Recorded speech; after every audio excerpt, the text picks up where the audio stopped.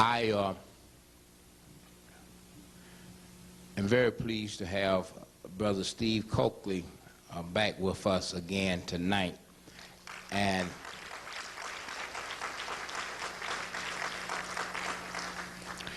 a lot of us don't realize it, but Steve Coakley has had a tremendous impact on the psyche of blacks in America.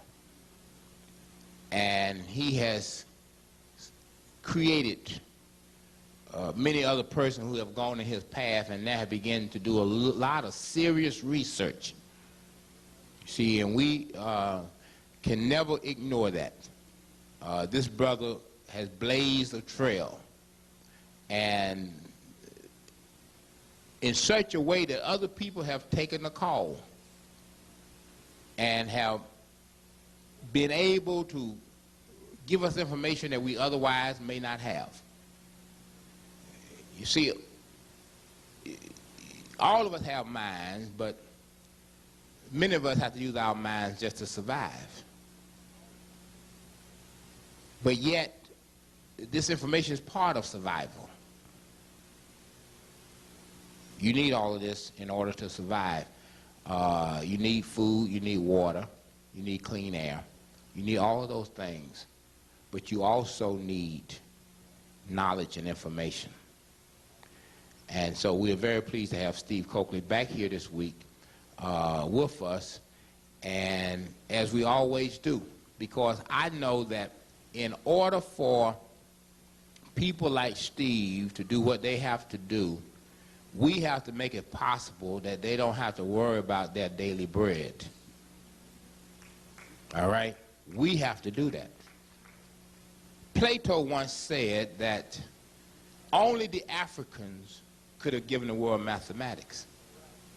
Only the Africans could have given the world mathematics, because the ancient Egyptians understood the concept of division of labor even before Adam Smith. See, many of y'all have been taught the wealth of nations, Adam Smith. But even before Adam Smith, the Kemetic people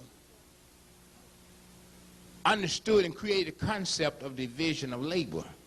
And Plato said, after observing all this and acknowledging the tremendous contributions that our ancestors had given the world civilization, said that the reason why only the Egyptians could have done that, because the Egyptians recognized that in order to create critical thinkers, you must allow them to have leisure time. And so they had a priest class in Kemet who had leisure time, and in that leisure time they could study the universe and everything about the universe, and came to accurate observations that have now become maxims and axioms that we live our lives by all over the world. Gave the world a calendar in which we could plot our time. Gave the world mathematics. The most powerful language form in the world. But they understood they had to have a leisure class in order to do that. In order for us again to rise to our greatness, we must create that leisure class. Unfortunately, we have been putting too much money in Reverend Hoopenholler.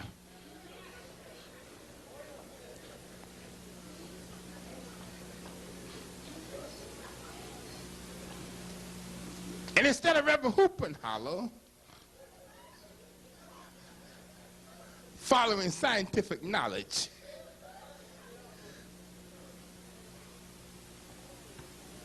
he has detoured into the hot sheets hotels. He spends too much time between the hot sheets, Brother Paul, in order to do the kind of things that a leisure class must do in order to advance us out of bondage and into liberation. And this is why we have to finance and support that leisure class. See, I understand that. I live my life according to Kemetic principles as much as I know about Kemetic principles. See, once I learn something, I apply it. Because I know that's the only way we're going to get out of this. It's through what our ancestors have given us. See, the roadmap is already there. We just have to reacquaint ourselves with it. We have been alienated from it for so long that many of us have no recollection of its earlier existence. So we have to create this leisure class, people who can do nothing but think and guide us out of this. We can't guide ourselves. We can do certain things, but we have to aid others to be a part of this liberation struggle. And this is the reason why every week, ever since we've been here, one, we don't ask anybody to pay to come in here. But that doesn't mean that this knowledge is cheap. It means we're on an honor system and we have risen to the level of consciousness that we understand the value of what is being imparted. And we recognize that if we had to find this out ourselves, it may take months or years. And so we keep a string of people every week coming in from way all over to give us what we can't supply to ourselves. See, you can only exist if there's a marketplace in which there's an exchange. See, if you are laboring and you're isolated and you are not in touch with other people, you will soon dissipate. You got to create a market. We are now coming to this marketplace of ideas tonight to exchange information between us and Steve Copeland and between ourselves. In olden times, we could only go into the market on Saturdays, officially. But even in olden times, we were still away in the night. That's what we are doing tonight. We are stealing away up in the backwoods.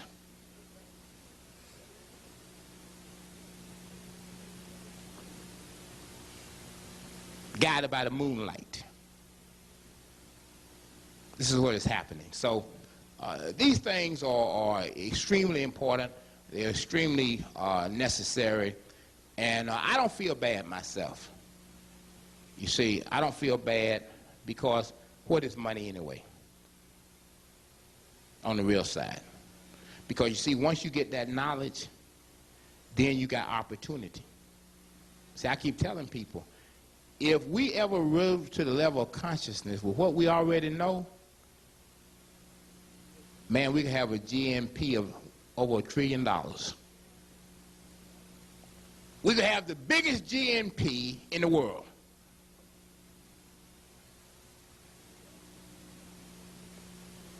That's what we're talking about. We're investing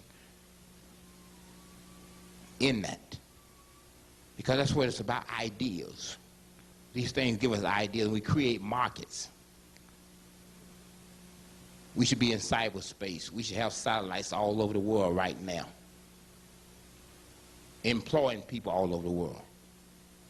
We should have a network bigger than CNN. All right? We certainly have a network bigger than Fox, because the only thing on Fox is us. If we can watch it, we certainly ought to own it. If there's enough of a market to create it, it ought to be of enough of a market for us to own it.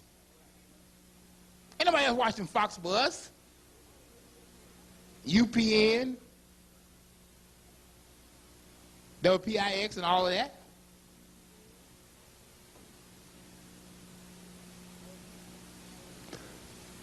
We want seriously tonight, brothers and sisters, and I say this only because there's sometimes you have to really ask to dig deep, and this is one of those times, not so much for tonight, but because of the other struggles that we are embarking on. See, if it's just this, That would be one thing. But there are other struggles that we are embarking on. And so we're asking tonight, during this period, we're not cutting back on these forums, but we are obviously in a greater war. And if we don't have to have a deficit tonight, you see, then we can finance this other stuff. We're going to give Steve what he agreed on if I had to go out there and knock a white cop in the head. All right? We're going to give Steve what we were told we were going to give him if I had to knock somebody in the head.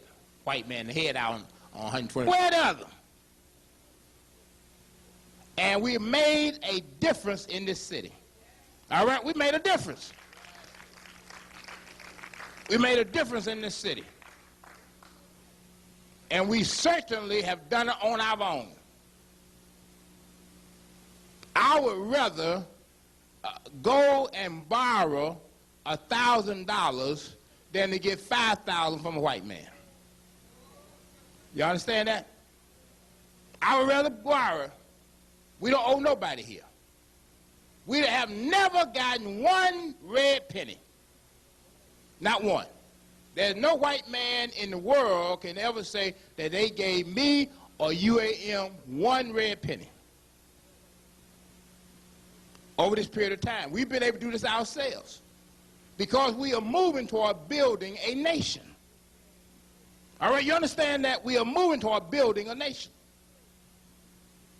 That's why I told you, see, I'm not caught up in political patronage and the lesser of two evils because I want an African nation. All right? That's what I want.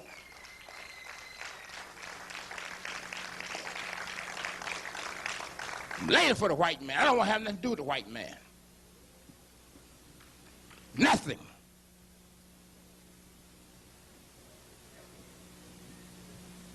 I want a black thing. I don't want no crackers praising me. I'm not looking for no praise. I'm not looking for no commendations. This is the black thing. I'm in love with my people and my people only. Dr. Leonard Jeffries. All right, all right, all right. We're selling fruit tonight.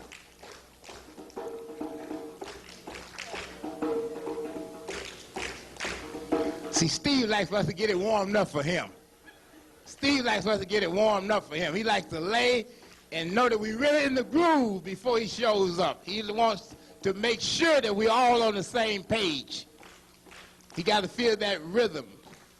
I know he's outside now, getting in tune and getting in sync.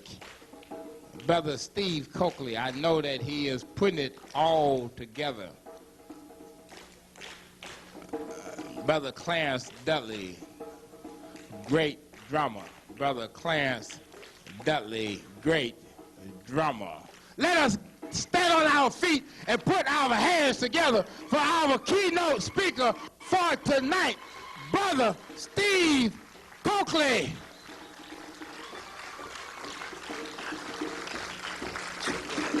Hey,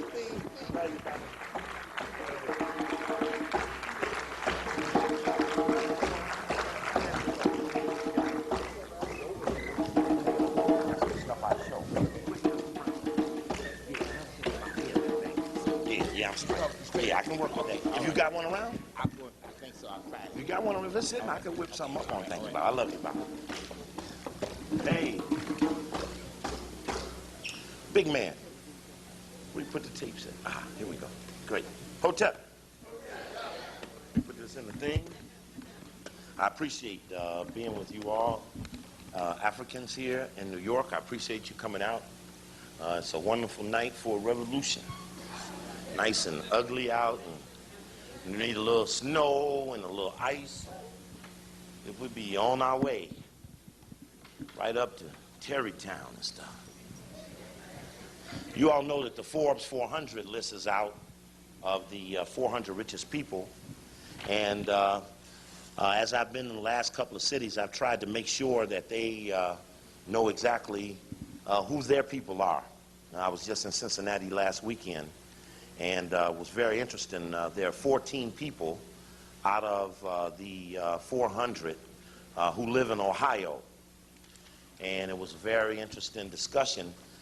During the lecture, I tried to teach the people in Ohio who their 14 people were. And a real interesting thing happened. I got all 14 in, but it took me an hour to go from 2 to 3. Because as I started reading who these honkies were and making the people tell me what the honkies did and making the audience admit who worked for them, they kept bringing up all kind of shit just to keep me from going up these names. Thank you, Baba. You're very kind, though. Uh-oh.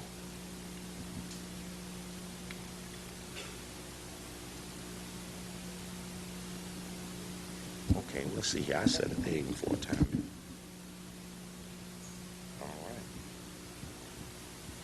All right, thank you, brother. They didn't want to hear those names. They did not want, there was resistance to want to hear who the 14 richest people in Ohio were. And I'm going to tell you about those people here in New York, but we had this bad habit, and I wanted to mess with the rich. And an interesting thing came out of the discussion was that the richest man in Ohio is named Carl Linder. Anybody here from Ohio? Cincinnati, Dayton, Columbus? You know that United Dairy Farmers. It's like a 7-Eleven thing. They dominate Ohio, especially in Cincinnati. And they're owned by Carl Linder. And they had a big boycott going on in Cincinnati from Columbus. It started against United Dairy and attacking Carl Linder. And something strange happened. The Push Rainbow Coalition in Cincinnati last week, in fact, I got the article up here, I'm going to read some of it to you, announced that the boycott was over. Wasn't but one problem, they didn't start it. And then an interesting thing happened on the way to the sellout. The Reverend Harvey, who's the regional man for the Push Rainbow Coalition in that area, he had went into this covenant. Interesting thing happened after he came out of the meeting, and the people, especially in Columbus, began to protest against the contradiction coming out of Cincinnati. The other people who were associated with the organization started to come out and admit that though their names were on the list, they did not participate in the agreement. Then the white man came out and said, hey, look, I ain't agreed to shit. Reverend Harvey's out there telling you about this and that and that and that. I'm not into that. I ain't agreed to nothing. If he wants to call the boycott off, that's his problem. But I ain't giving up nothing. Now, here I come into town. I'm booked on 5 different radio stations. Most of them are controlled by the network that hangs around the Jackson Coalition. Jackson in Ohio is considered a militant. Now, you need to understand that, because in these areas where they don't see people, don't have like a United African Movement, and they don't have promoters and organizations to bring people in, if you watch TV long enough, you could pick up some shit like that. Now, I got pictures of some of y'all at Sharpton's birthday party and shit.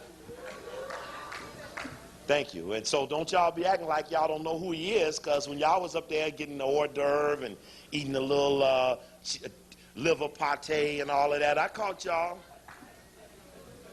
And he was up there teaching Sharpton how to do what they just did to y'all. Oh, yeah. See, this is what's so bad about my job, Sister Camille. I have to do, everybody send me all of the information of the sellout, right? Bust me up here, have me stand up here to say the things that they don't want to say, right? Say, well, look, I might need the brother one day, so I don't want to tell what I know about the sellout, but here, you take this, brother. When you go to the lecture at United African Movement, you take that with you. So I got all of this, you know, with all the deals in it, you know. And I had to come here and do my job, right?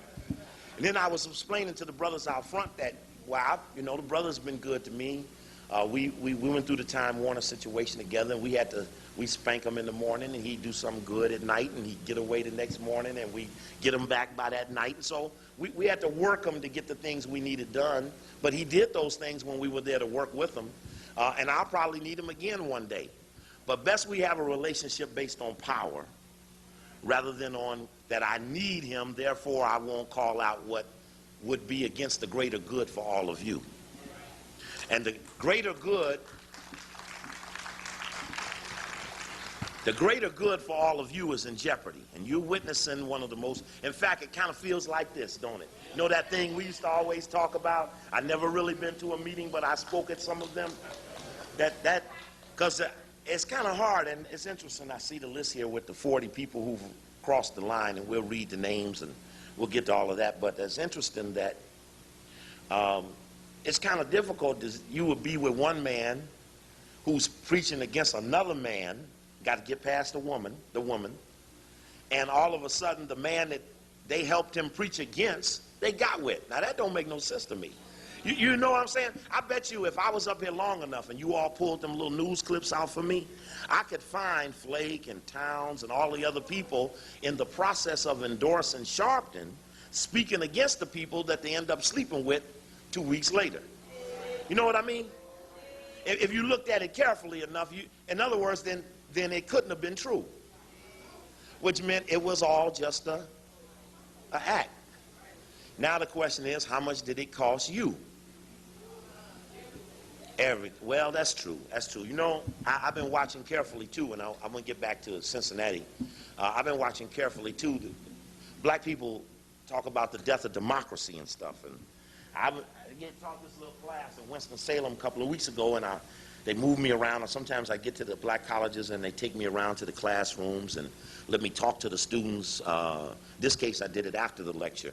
I go in, I teach some of the classes, and it doesn't really make any difference what the subject is. This one in there was an American presidency. There's a room of all black students, a couple of whites actually, and they were talking about the American presidency. And so I went through this thing, going through the assassinations, and I asked them a little simple question about American democracy, you know, because the latest issue of Foreign Affairs has an issue in it about has democracy failed. In fact, I'm sure you all's friend Arthur Schlesinger wrote the article, and in the article he says the most dangerous thing to the New World Order is multiculturalism.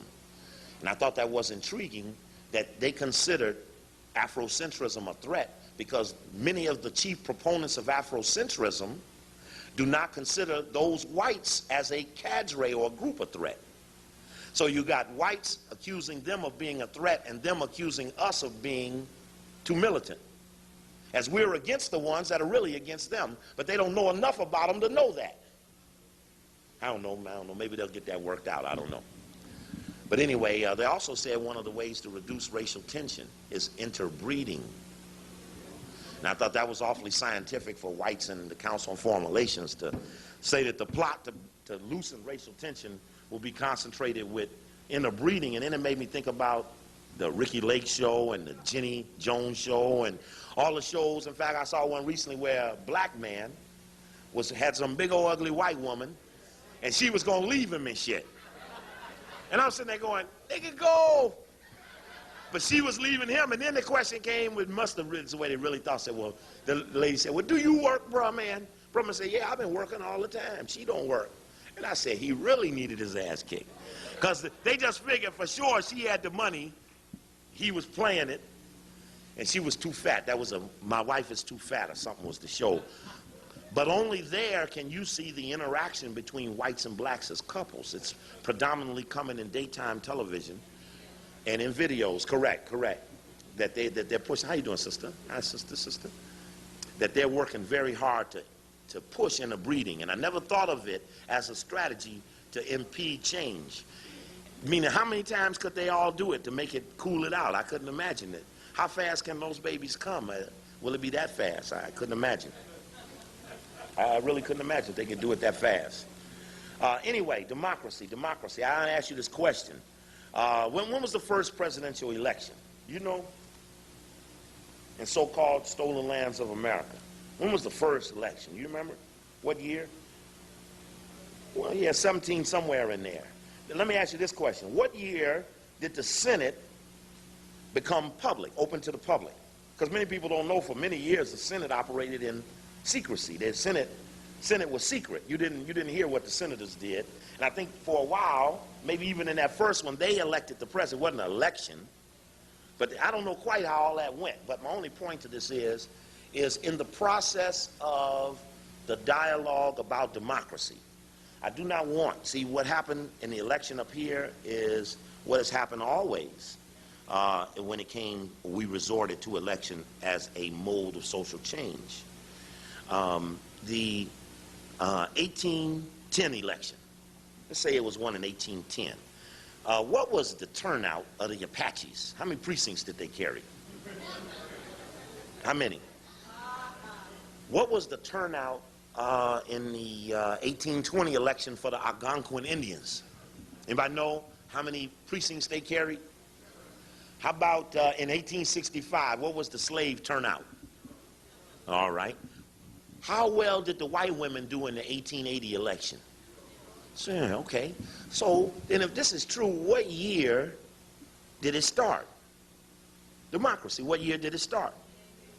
It ain't here yet. So when you hear someone say democracy has died, make them tell you when it was born. And when they tell you this one was bad, make them tell you when one was good.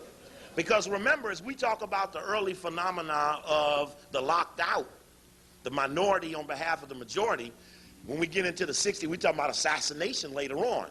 And I remember Colin Powell coming to Howard to repudiate Khalid and Malik Zulu Shabazz and the whole little roundup, Dr. Jeffries and stuff. He came in there and repudiated all of us at the commencement exercise after the April program. You remember that, Dr. Jeffries, the April roundup? We did it at the Crampton Auditorium in Washington, which was the last time we've had access to Howard since then. But as Colin Powell came to preach against us, he was the commencement speaker, and then he went on the board of Howard. He spoke against conspiracy.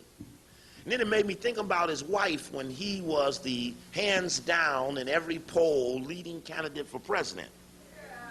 And his wife, who I don't think she ever bought no Coakley tape, but must understand the conspiracy that he repudiated, asked him to stand down because she feared for her and his safety. Now, I'm got the problem with the people that live the lie. It's the living of the lie that's the problem, because if you bone up to it in real life, you have an easier way of dealing with it. It isn't as difficult. You don't feel as stressed and as challenged when you say something to someone who's gone wrong. You feel more confident in the historical context of how wrong they are and that the situation, again, is wrong. And we have to stop the people that live the lie. The problem we have, and again, I'll say it again, New York, in the history of black radio in New York, y'all still ain't never had no radio show on the Boule. Now I'm going to say it again, in the history of black radio in New York. How long y'all been having radio? How old is radio? 1905, who started radio? White man, New York, Russian so-called Jew. Sarnoff, thank you, brother, very important. Sarnoff, who was the CBS man. Paley is CBS man. Sarnoff was NBC man. Right, RCA, right, which was NBC. Still on NBC today. But it's very important that we not allow people to pick up the language. Another language. White folks believe that nature cannot be controlled by the white man, so nature has been demonized. Nature is the enemy. They do the movie Volcano, Hurricane, Dante's Peak, The Flood, The Twisters. Which ones? I know it's some more of them. And even now they're doing El Nino Watch. They're doing climate conferences. They're doing all of these things over weather or nature. And nature is the enemy of the white man.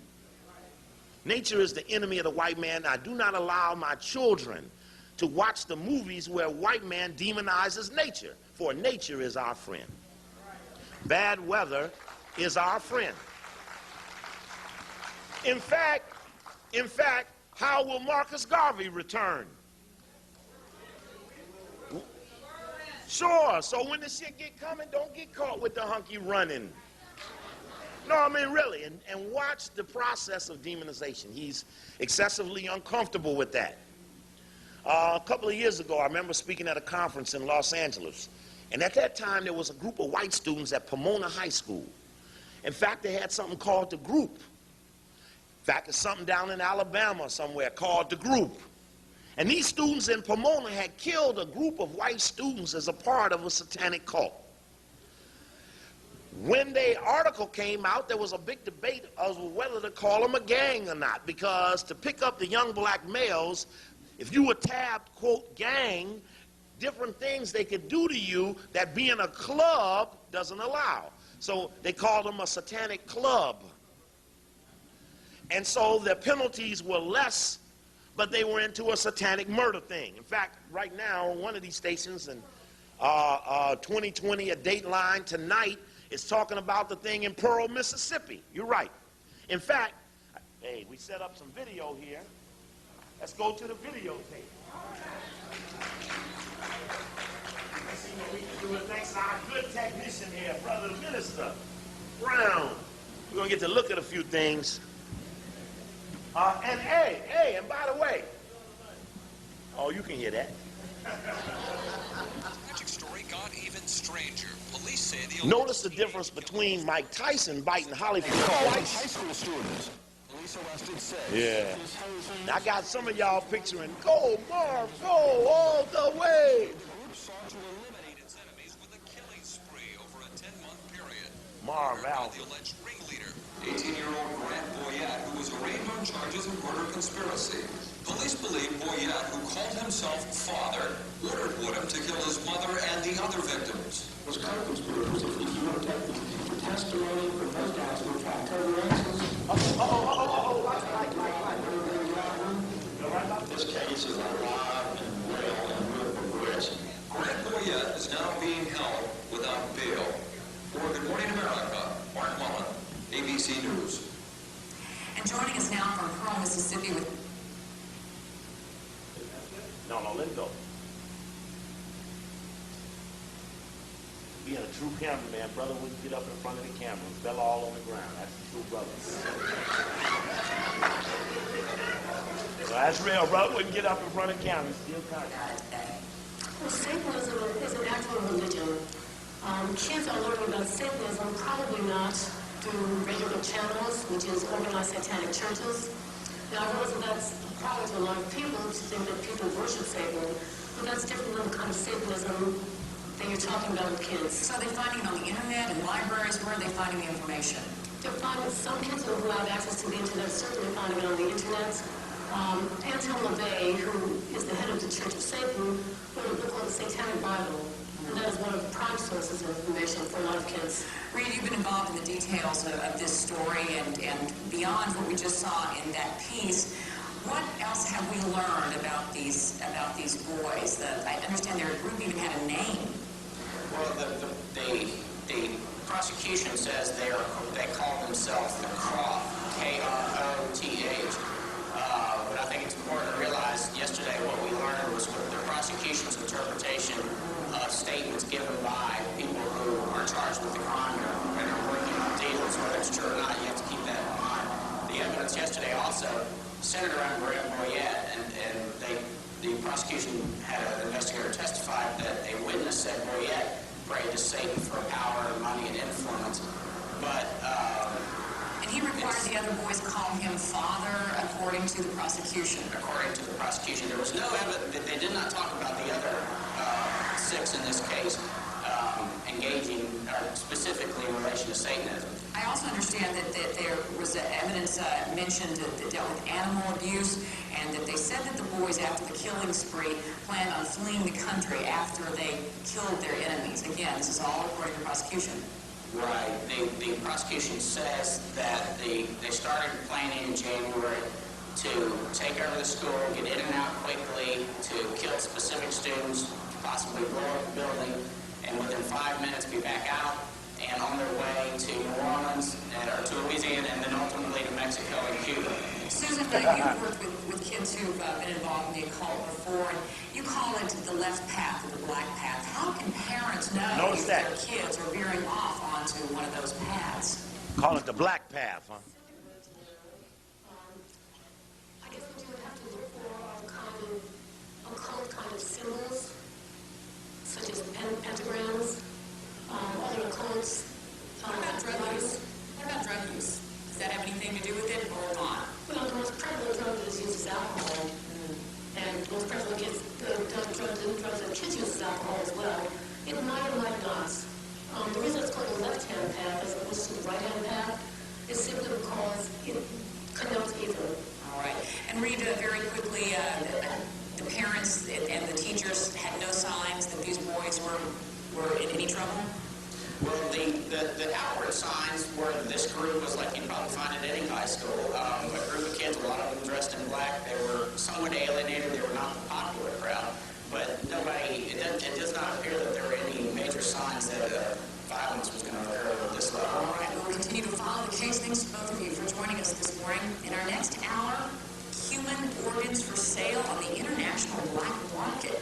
Everything is in black, you know. Do we get that overhead, Brother Maddox? Because now what I would want to do is, let's get a little light. We'll come back to that in a minute because I got something keyed up that'll come on after this. If I go to this overhead, now she mentioned the name Anton LaVey. She said, how do they end up knowing about this thing? And she mentions Anton LaVey. And I want to show something that we went through in the past. This was about Anton LaVey, the Satanic Bible, and the goat of Mendes, and the Yoda thing turned upside down. And that's important because it relates to the structure of all of the churches of Europe, which are laid out in the same satanic symbols that were relayed by Anton LaVey about the goat of Mendes and certain angles and other things. I want to see if I can weave these things together for us. And make some sense out of it as to how it relates to a larger picture. This is that go to Mendes looking thing. While we're waiting, it's just a go to Mendes looking thing. This is something Anton LaVey has on the cover of the Satanic Bible. And on his neck he has this go to Mendes with a lightning bolt in it. And what's important about that to us again is that, you know, eventually, as we followed this go to Mendes and went up to New Haven, Connecticut, we saw carved into the ground, into Center Square, New Haven being the city of the 9 squares, that same go to Mendes cut right into the ground there. And then there was a piece that ran on the Discovery Channel called The Ancient Mysteries, the Knights of Templar or something like that, by the man who did the book Holy Blood, Holy Grail. And what he then did was he took measuring the distance between the churches of Europe and found out that you can connect them through a series of angles, and in fact they make a design spread all across the hills of Europe. And I'll show you that in a second. And that's where I would now go to the overhead to lay the premise for going back into the camera. But in the meantime, I'll read you these go to Mendes, who are the richest people in New York. And I'm sure you're familiar with them. I'll read their names into the record. This is the latest issue of the Forbes 400. It's out now. It's a timeless piece. We'll give you in the back a directory by alphabet, a directory by state. And out of 400, I'll just give you, you holler out. Out of 400 richest people in America, how many do you believe are in New York?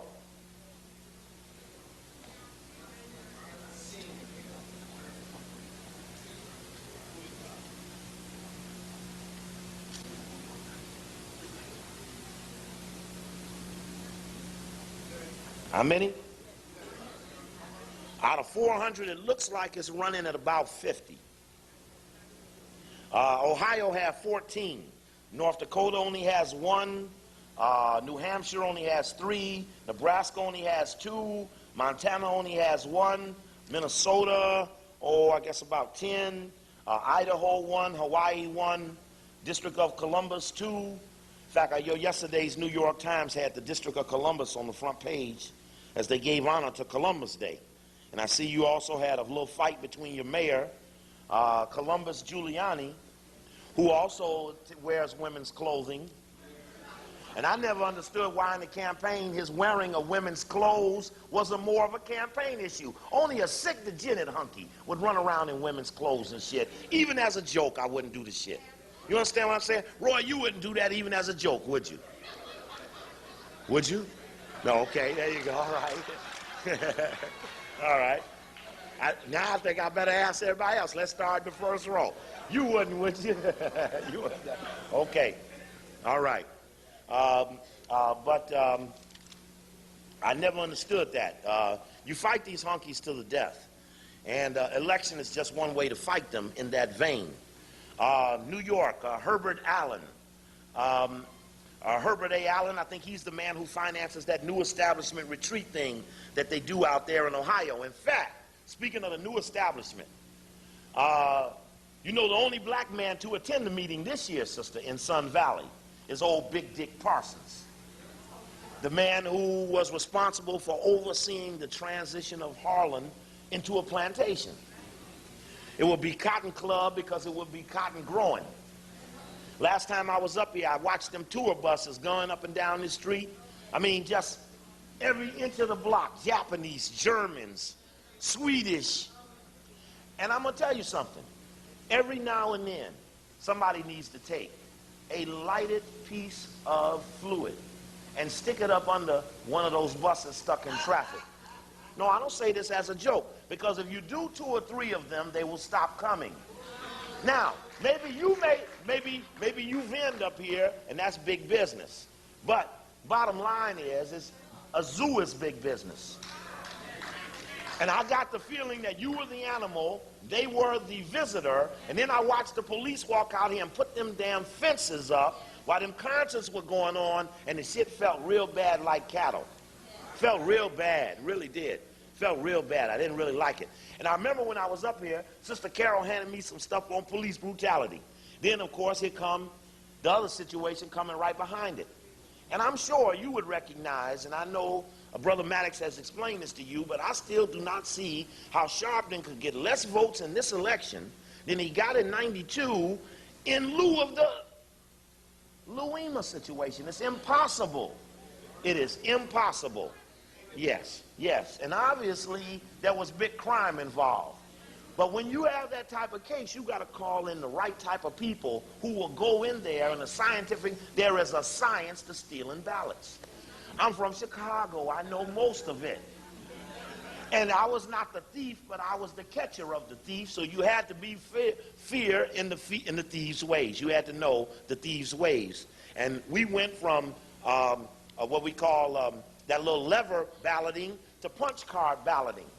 And I had my elected official put in the legislation that challenged punch card voting. 20% of all punch card voting is fraudulent. The people that made the machines, computer election systems, CES, admitted in court that the error rate is 20%. How many percent was he out of a runoff by? How many percent was he out of winning straight up? Was it in the margin of error? It was within the margin of error. When we put the legislation in the city council, which you know all of the pirates ain't going to vote for changing it. Okay. You know they're not going to vote for changing it. But you can use the process of investigation to compel revelation. Anytime, and I was just telling brothers out front, if you and somebody out here gambling and somebody believe the dice ain't right, or you playing cards and somebody did the wrong thing and you walk in there and you gonna clean it up, first thing you say is everybody hands on the table. I mean, you stay all action. You don't say, well, you keep dealing while I watch the rest of them. You understand what I'm saying?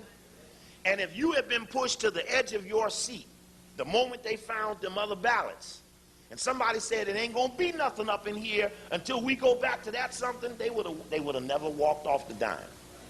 But someone else said, you work it out, now I'll get them to go along. You know, it's like it's 3 doors there. Somebody didn't come from behind and said, man, the recount and the overturn is in door number 3.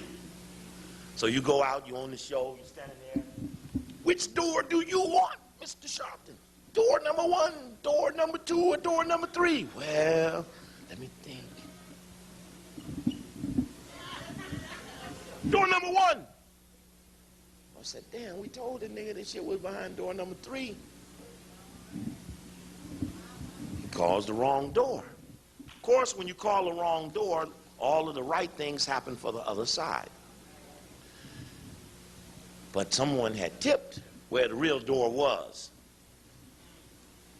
Why didn't nobody want to take the door? Maybe it's because Like I see in this paper here, I think it's in the Village Voice or somewhere, where Deacon said he wants Sharpton. Deacon wants Sharpton to get someone to run against Towns. Don't fall for that, because when I was relayed the scenario, the fake candidates against the enemy was a part of the complete circle. That they would run, you would run to them, you were all pissed off and angry, and they went and got a couple of donkeys out the back room and put them out there, and they don't even make the ballot. That ever happened before? Yeah, and if you remember, they're going to pull the same ones out again, and they're going to get everybody else to back out the race, because they say, well, that's a credible person. Shit, he on radio every night. Everybody backs out the race, and then they don't get on the ballot.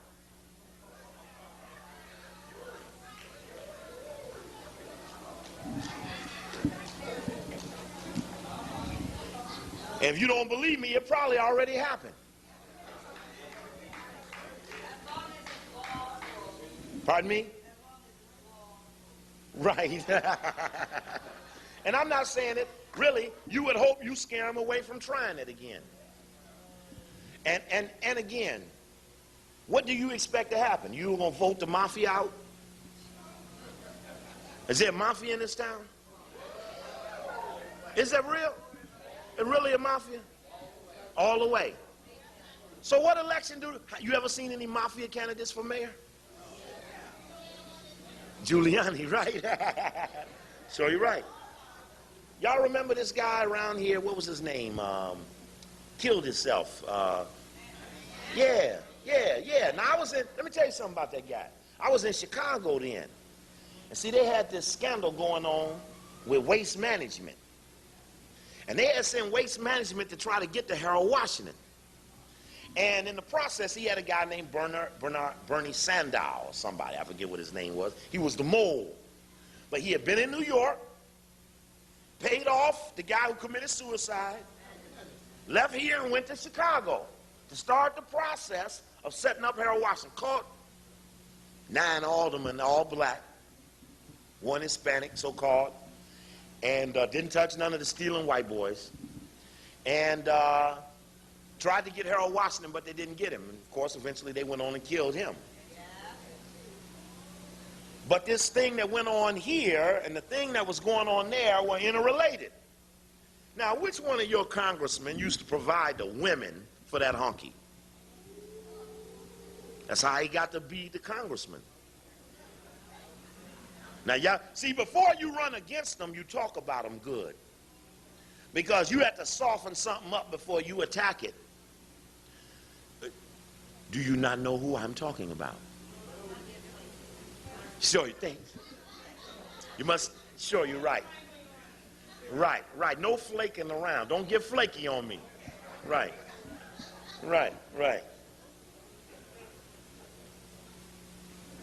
D'Amato. Was he involved in any of this? Somebody say, maybe. Yeah, he the godfather of it.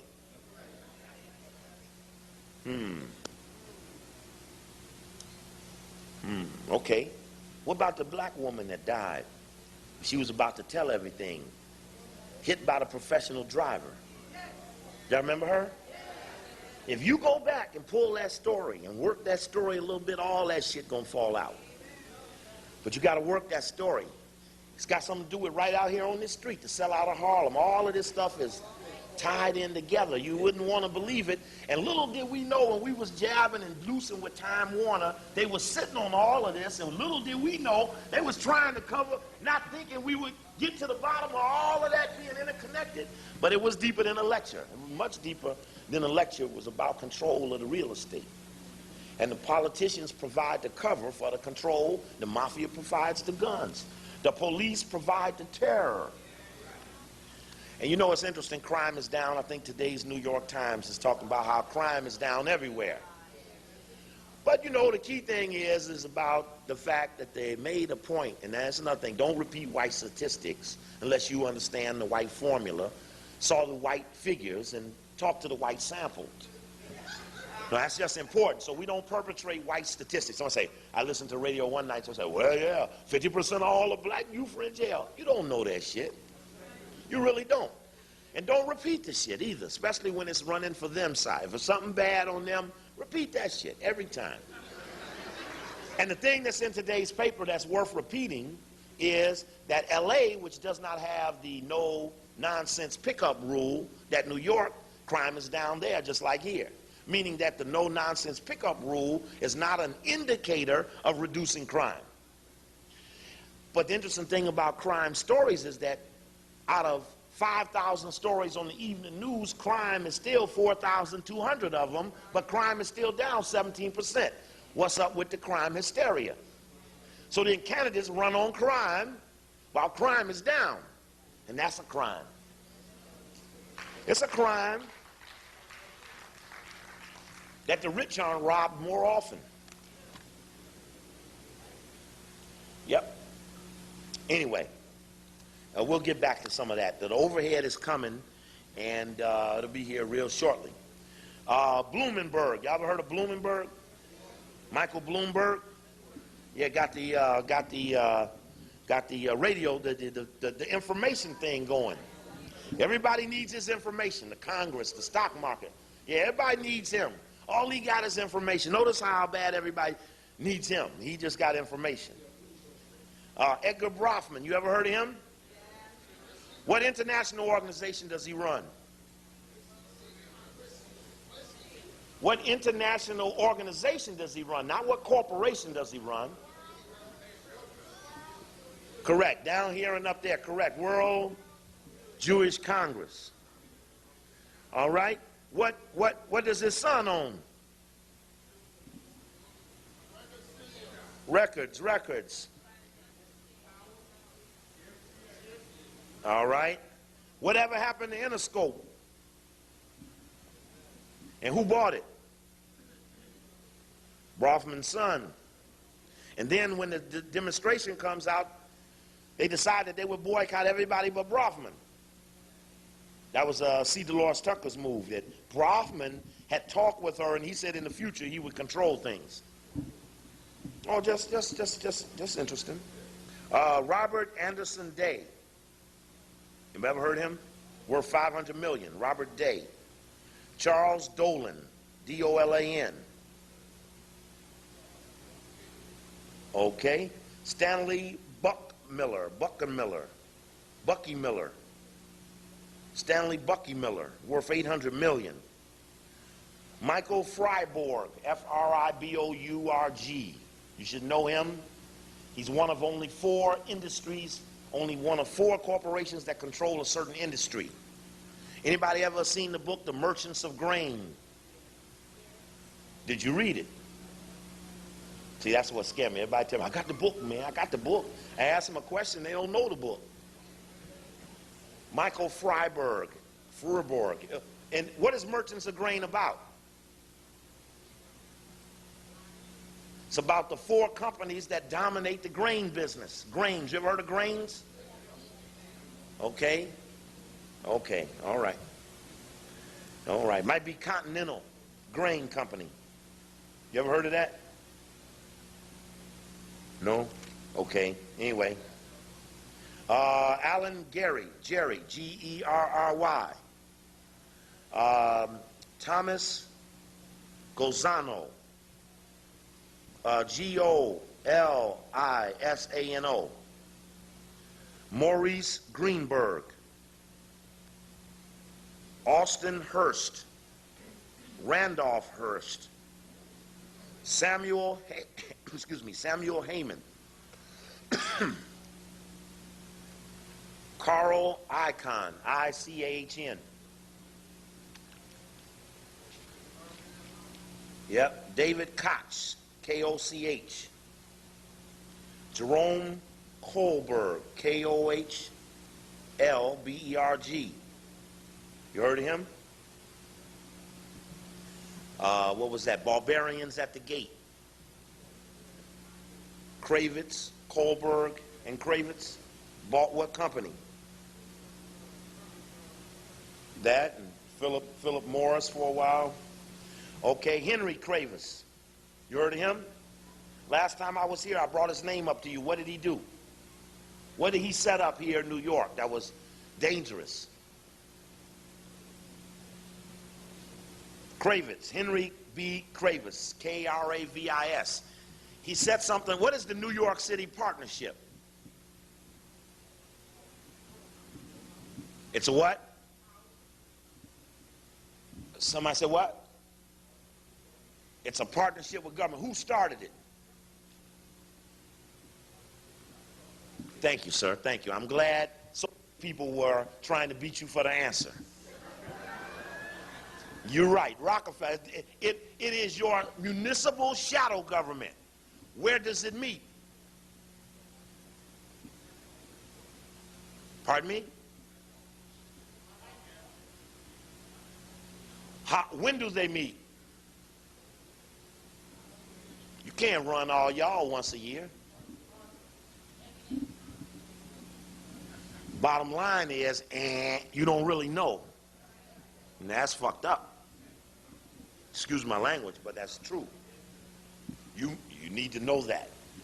For who comes up for election is decided in that room. Not who gets elected, but who's up for election. That means this is who decides to go down there and put in the paperwork. Anyway, I was just in Columbia, South Carolina, and in a hotel there was a tour guide about New York, and the whole thing was about how the New York City Partnership runs every damn thing. And then it talks about that private investment fund.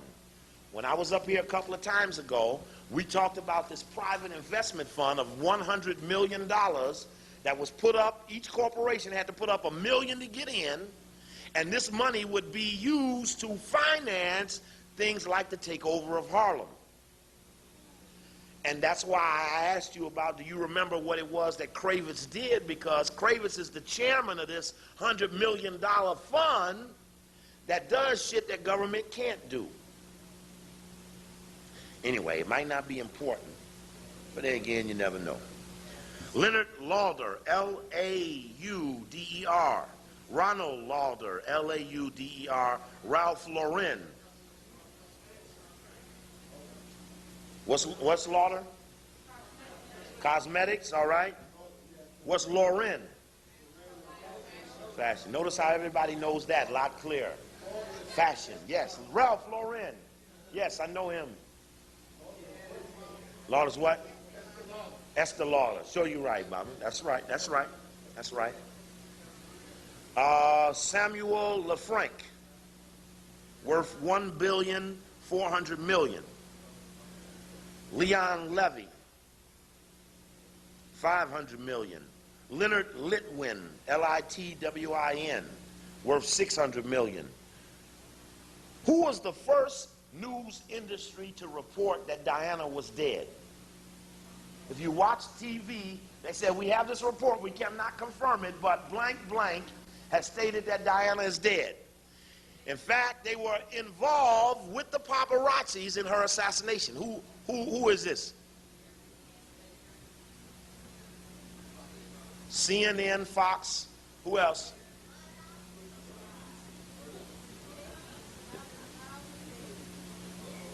The sister said it correctly. Brother did say Fox, but actually it was Sky TV, which is Murdoch's parent news company, is Sky TV.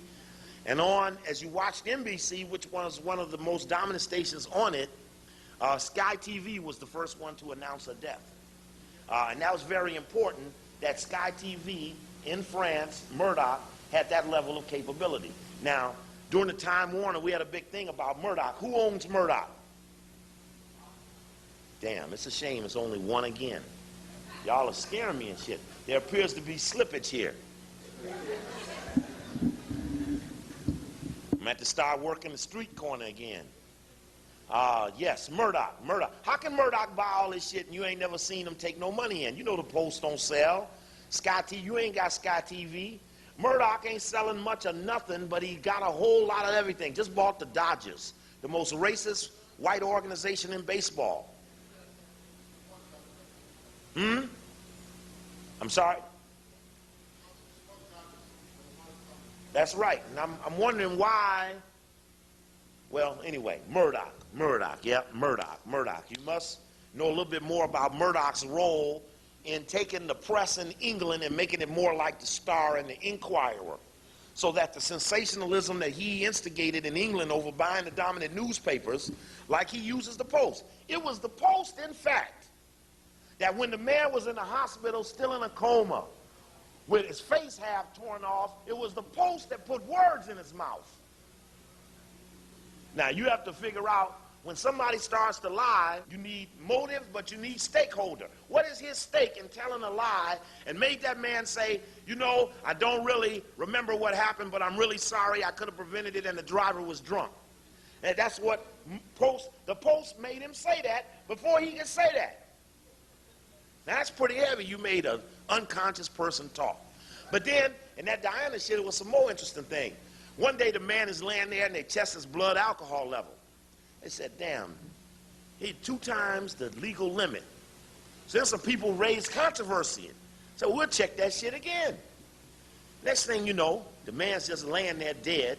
His alcohol level goes up to 3 times. The man just laying there dead. So we'll check his ass again. Damn, alcohol level went up since we checked him last. Damn, what you been drinking? Then the Al-Fayed family brings in their person. What happened next? Shit went up to 4 times the legal limit. Now, if you're 4 times the legal limit, shit, you're drunk, your ass is like this. Drive, you couldn't even walk. You know how much you would have to drink without even eating anything, ever? And you know how they ran it? All the paper, driver drunk. I mean, shit was everywhere. Driver drunk. Every paper. 120 miles an hour. That was one of their key moves, 120 miles an hour. I said, well, how do you know? So when we got to the car, the speedometer was stuck at 120. But then Mercedes said, well, the way the car is built is either going to go to 0 or 120. It does not stop anywhere in the middle. I said, oh, okay. So if you look at today's Newsweek, it was 90. Shit went down. Speed went down. Anyway, and we'll get some more into that too. Let me finish these 400 hunkies here. Yes. I'm sorry. Break the code. What's the 12 and the 4? Where you get the 12 from? So you're right. 4 a.m. was the time to announce death, yes. The 13 posts. Well, that's true, Bobby. They all 666. No, that's correct. That's something in there. We'll get into that too. We'll get right in there. Let me just make sure they don't get away. Let me get these guys in here. Samuel Newhouse, what does he do? Newspapers, all right. Jack Marsh. Jack Nash, worth $475 million. He just made the list. Nelson Peltz, P-E-L-T-Z. He's worth $790 million in Bedford, New York. Ronald Perlman, worth $6.5 billion. Robert Rich, Buffalo, New York, worth $1 billion. Julian Robertson, Jr., New York, worth $1 billion. And interesting, in David Rockefeller's profile, for the first time, they talk about him founding the Council on Foreign Relations, him founding the Trilateral Commission, him setting up the Council on the Americas, which will become the legislative body of the joined together North American continent and South American continent into one legislative body. He's the godfather of NAFTA. They mention all that in his profile, and that was unusual. He must be near death. And he is. His son, David Jr., has been taken over for him. What's the room number of their office in Rockefeller Center? See, if I sent you to go find him, you'd be looking for office 666. See, the shit don't run like that. It's a famous number. You should know about room 5600. That's their room. You should have walked around there previously. Just got in the elevator, rode up there, and walked and looked around. I sent people up to the Trilateral Commission. They couldn't get through the hallway because the ADL is in the same building. Physically, go out there and go check these people. Go out there to the Council on Foreign Relations and look around at the Pratt House or wherever the hell they at. Walk around at the Trilateral at 345 46th Street. Go look around. Suite 711. Walk around and see what you can see. See who you bump into and shit. This is very important, that you have that kind of street presence with them. Let's see here. Henry Silverman. What's that big PR man, that Jewish guy? Rubenstein. What political candidate's picture do we have sitting in his office at the telephone calling all his friends? Who? Yeah. Sharpton. Viola Summer.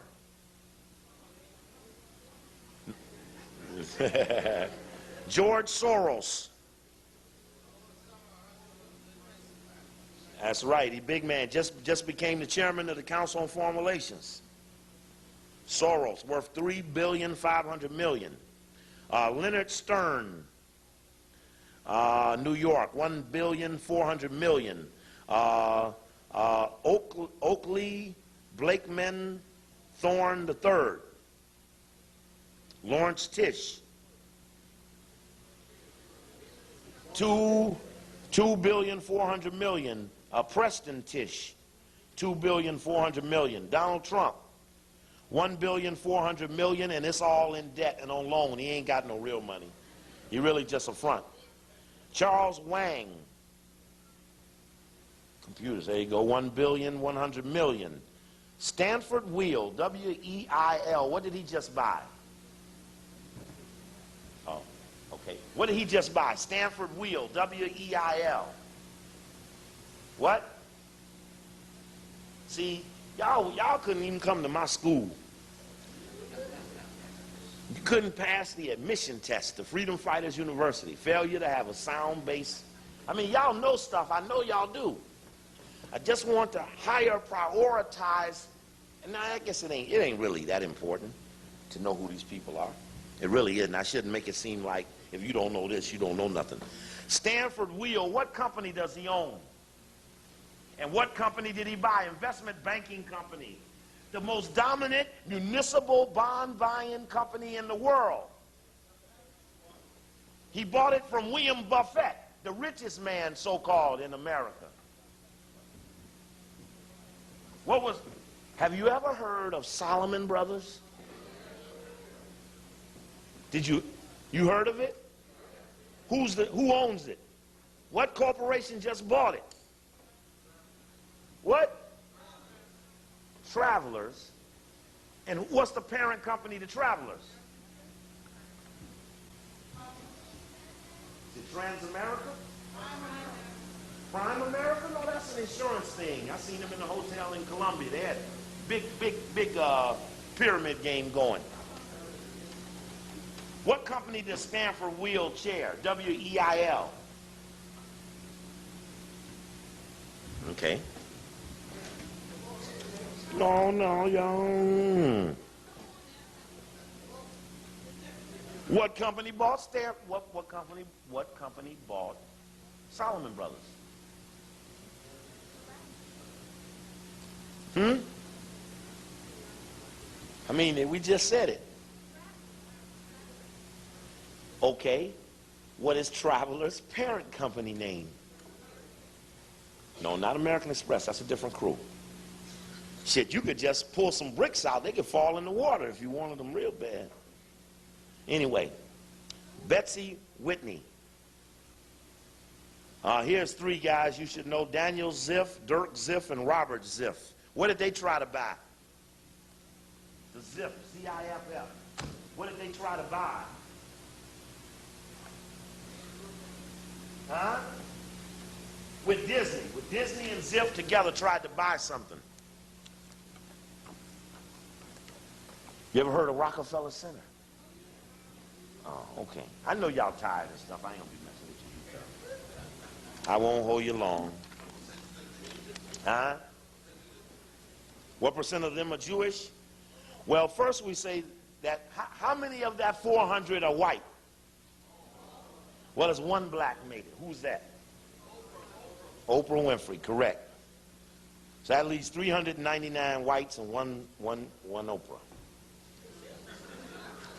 No, she getting blacker. We watching her evolution now. I'm watching it. I remember the days when the richest black woman in America, could not have Steve Coakley on her show. Because the ADL, when the limo was coming to pick me up, the ADL told her she couldn't have me, and it went and got Conrad Worrell to replace me. But she couldn't have me. She just happened to be the richest black woman in the world. So, you know, that's an honor. The richest black woman in the world couldn't have me on her show. A book that's going to be excessively deceptive. Well, the key thing to it is that I have a tape that he made coming to Indianapolis. And as I came here and mentioned it to you, I was out in the hallway one day. People said, well, he mentions that on the air. And he has an interesting dialogue. He talks about the round table group and the Rhodes Scholar conspiracy. And he goes through the whole thing. And then he stops and he goes, but there's no such thing as the Boule.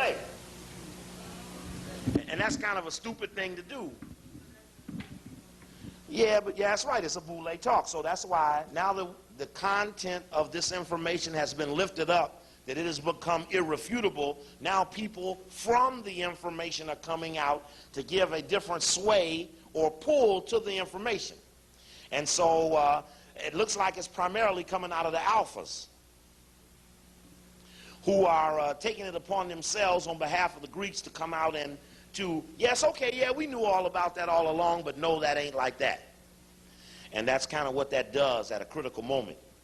And so we're witnessing this revisionist history. And I would like to debate Tony Brown in a very friendly way right here at the United African. You ever been here, United African Movement? Well, it would be nice if you all could call in the radio and tell him that Brother Coakley challenged him to a debate about the reality of secret societies. And the reason I say about the reality of secret societies, because obviously he's prepared to say that some of it exists. The reality of it is that it's probably far more deeper than he's willing to confess. And what we need to do is so that while I'm showing you that it is, I done been to conventions, I done been to the 2 nationals, I done been to the regional, I done been to the workshops, I done met with them, I done done everything, I done got the membership list, I got the history books, I got the whatever. I got everything but the ritual book. I want the ritual book. But I got the original charter from 1911 from the Commonwealth State of Pennsylvania, where they filed it in 1911 to be an organization recognized by the state of Pennsylvania. We got all these things. But we wouldn't want me to be showing them and then him to say they don't exist, because that would make one of us a liar. Then the question is this by accident or by design? Is it that he does not know, or that he's maliciously making sure not to say it? I don't really care. I just really want to get it aired out and over and move on. Then if they persist, then that's when you double up and go a little tougher at them, because now obviously it's malicious. It's a game and a trick organized by someone other than reality, and we punish for that. So before punishment starts, I want to get clarity. And I remember last time I was here, Brother Mans told me, he called me up and gave me the call-in number. Different times I called some of you trying to listen to his show so I could call in and ask him direct about this thing called the Boule. And since there's never been a radio show in the history of New York on the Boule, you're the biggest city ever, never to have done it. That it might even be good even to call in and just want to say, hey, why don't y'all have something like this one time? Now, I remember when they called Bob Law and that, and he promised he'd do it, but I know it's not going to happen unless the people want it more. Unless they want it more, it's not going to happen. And so we'll see how bad we want to get on to the bottom of this, because when you start going through that list of the people who defected, there's some commonality between the Boule and Giuliani's supporters. Yes, there is commonality there. And that commonality is excessively important. Okay, the man who they spoke of on the tape. The lady said, well, they get some stuff from Anton LaVey. And I wanted to put LaVey up here in his Satanic Bible. And also that symbol that you see there. Now, I think he wrote this. Brother, why don't you turn the light down? Somebody get the light. There we go. And this guy He wrote this book, I believe, in '66. And that's something I always ask people about, that symbol of Yoda, that since those movies didn't come out till much later, it's obvious that whatever Yoda was, when we turn that over and all of that, it was that long before they ever came up with the movie. So that they chose it, excuse me, was not coincidental. Now, while back, this is in the tape Base Theory on Evil and Oath Takers. And a while back, we were dealing with symbolisms of the devil. And dealing with the symbolisms of the devil, it compelled us to look at different designs and pictures. And as you see that on LeVay's, in fact, who's the devil worshipers who's trying to get back into America? Who did The Exorcist and Rosemary's Baby? I did the Rosemary's Baby, rather. Polanski, correct. He's trying to get back, right? Oh, he did get in. Oh, that's deep, that's deep. Some shit about to happen. There's Anton LaVey, and of course many of them, Polanski, Sharon Tate, Manson, Klaus Kinski, these were all followers of Anton LaVey. And of course, we talked before about Klaus Kinski's daughter, who married Quincy Jones, who did the movie Cat People, which was a satanic type of movie looking thing. And in Hollywood, this Satanism thing is big. And the reason I brought this up was that as these young white children turned to overtly to the leader of their families, I mean, the devil was in the household, and they decided to express the devil in a different sort of, a deeper sort of way. So here's LaVey with that symbol around his neck with the lightning bolt in it. And, somebody said he's handsome. What did you say about him? Yeah. Okay. So he's got that symbol on, and I remember a couple of years ago when the first Million Man March came down, the Washington Post had put this story out. It was about the devil in D.C. In fact, I had showed you the front of that story. It's November 5th. Right, here we go. It's right after the Jewish man, two Jewish boys, Aaron Nettle and Stanley Scheinblum, chopped off the arms, chopped off the legs, chopped off the head of a Hispanic man in Silver Spring, Maryland, burned his ass in a garbage can, and then then he fled to Israel. And Israel says that if you have dual citizenship, Israel is the only country in the world that will allow you to have a dual citizenship without repudiating your American citizenship. America only allows dual citizens of Israel not to repudiate their American citizenship to be an Israeli, or is it really? Also, Ghana has been trying to establish dual citizenship for you. 2 years ago, it passed the Ghana Parliament, and the bill has been sitting in the Congress for 2 years, hasn't even been called in committee. But the Israeli government has dictated that if his family, if his father was an Israeli or born in Israel, whatever that would, Israel, that the son does not have to come back to America to stand trial, because there's no law that an Israeli is bound to honor. And if this works, it will allow any Israeli to assassinate anyone, African, and escape to Israel and be free of punishment. That's like Crown Heights, sister, you right, because that boy got up and ran right on over there. And there's some deep shit involved in that. So right now, the little white boys from Montgomery County, Silver Spring, which is, just to give you an idea, this is Silver Spring, this area right at the top of the point of D.C., this area around here, Montgomery County. That's where the action went on. And then when they chopped the boy up, burned his ass, cut off his head, said that it was self-defense. You know, imagine you cut off one of his legs and shit, and he's limping around. He say, damn, I fear for my safety. Cut his other leg off. He's humming around on his nubs, and his arm is still moving. So you cut his arm off. And you say, damn, he got one arm left, nigga might kill me. You cut his other arm off, and then you cut his head off. In fact, they haven't even found his head yet. Shit, before you know it, they'll be burning niggas up and cutting their heads off and shit in Virginia.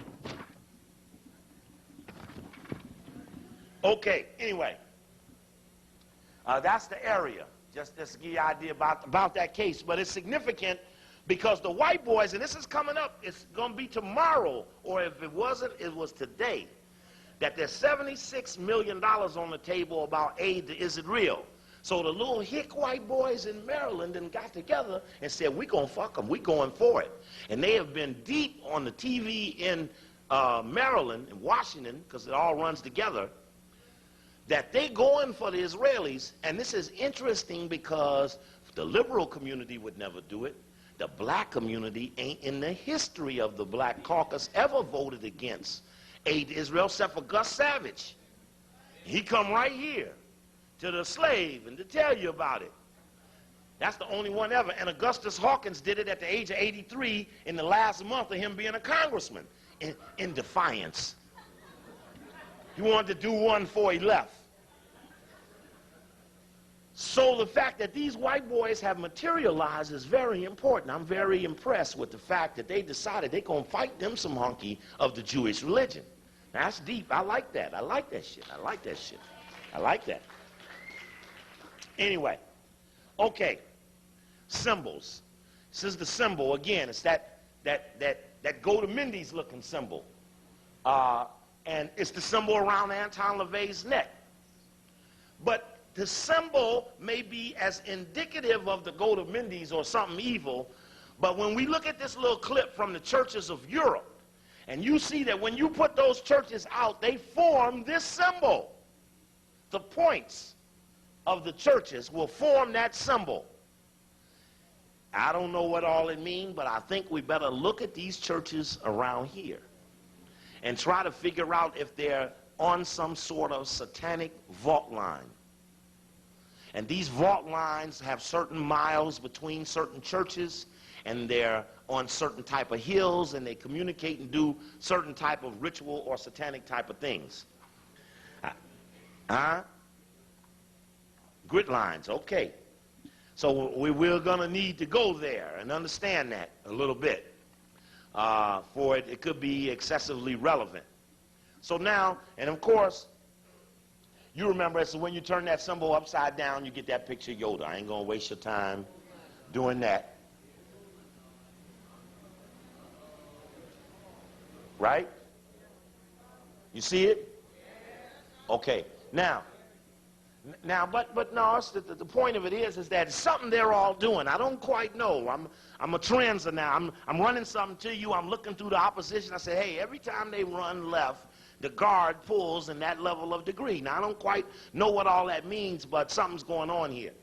And then when the Washington Post responding in that article about the Million Man March, this one, in responding to this article and putting this article out, they were making dialogue about comments that Minister Farrakhan had made when he spoke at the Million Man March. And this is a different article, but this is one of the few articles that addressed directly some of the things that the minister was saying.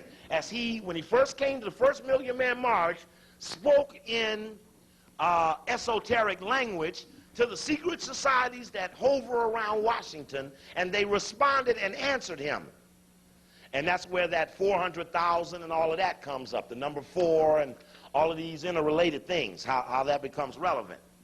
But in the story of which they showed that picture, and you can see that the person who did the illustration, David Cook of the Washington Post, and this is the way it's set up in the paper this way, that picture was denoting something. The picture was denoting something, trying to state that these symbols that the minister was talking about were somewhere over there between Union Station and U.S. Capitol. Now, on your front page of your yesterday's New York Times, you saw the picture from Union Station with the Knights of Columbus on the front. How many of you all saw that? Just say yes. You didn't see yesterday's New York Times with the Knights of Columbus on the cover, with Columbus statue in the background, them wearing their Knights of Columbus uniform? Y'all didn't see that. Don't you answer, Wayne. Where's the headquarters of the Knights of Columbus? What city? Columbus where? Huh? Columbus what? Georgia? No. I'm asking you. I'll tell you after I finish asking you.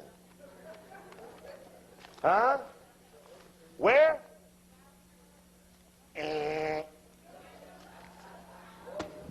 Where is the headquarters of the Knights of Columbus? They got 320 feet above the ground. They have 23 stories tall, and they got 500 people working in it. Where is that at? Where? Ohio.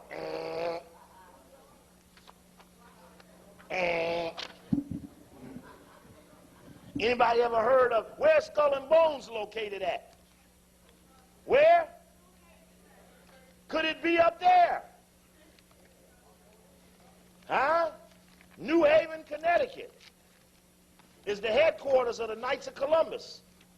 And that's where the Skull and Bones is at. And what organization is set up on the tenets of Skull and Bones at Yale? The Boule. Thank you, sister. And so now we got this interconnection. This is part of why we're trying to weave this together to see if we can find what these connections are. Why are these things so seemingly interrelated? And I'm looking for something that I had in my hand to go to Mendes. Anyway, we got it here. Anyway, now, this symbol denoting, trying to state that the person who didn't know what the go to Mendes looked like would swear that was it right there. But actually, it's right there. But the key was when they put the map and put north going sideways. And of course, I've done this before. This is not news for those of you who've paid attention to it. That's not new. But the point of it is that they tried to hide where the symbol was. And it almost seemed stupid. I mean, why hide the symbol? And what is the headquarters for the world military? The Pentagon. Okay? So in the Kabbalah, I have a primer on the Kabbalah. In the Kabbalah primer, they talk about how you form a pentagon. And you could see it in different layers. You can see it, you put the go to Mendes in the middle. And from there, you can make all the designs. But somehow that's go to Mendes connected. I don't quite understand it. Why it seems to be relative like that. What is the purpose of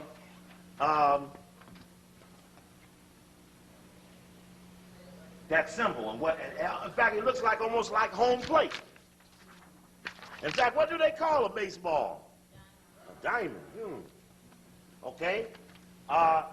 Here's the Knights of Columbus headquarters up in New Haven, Connecticut. And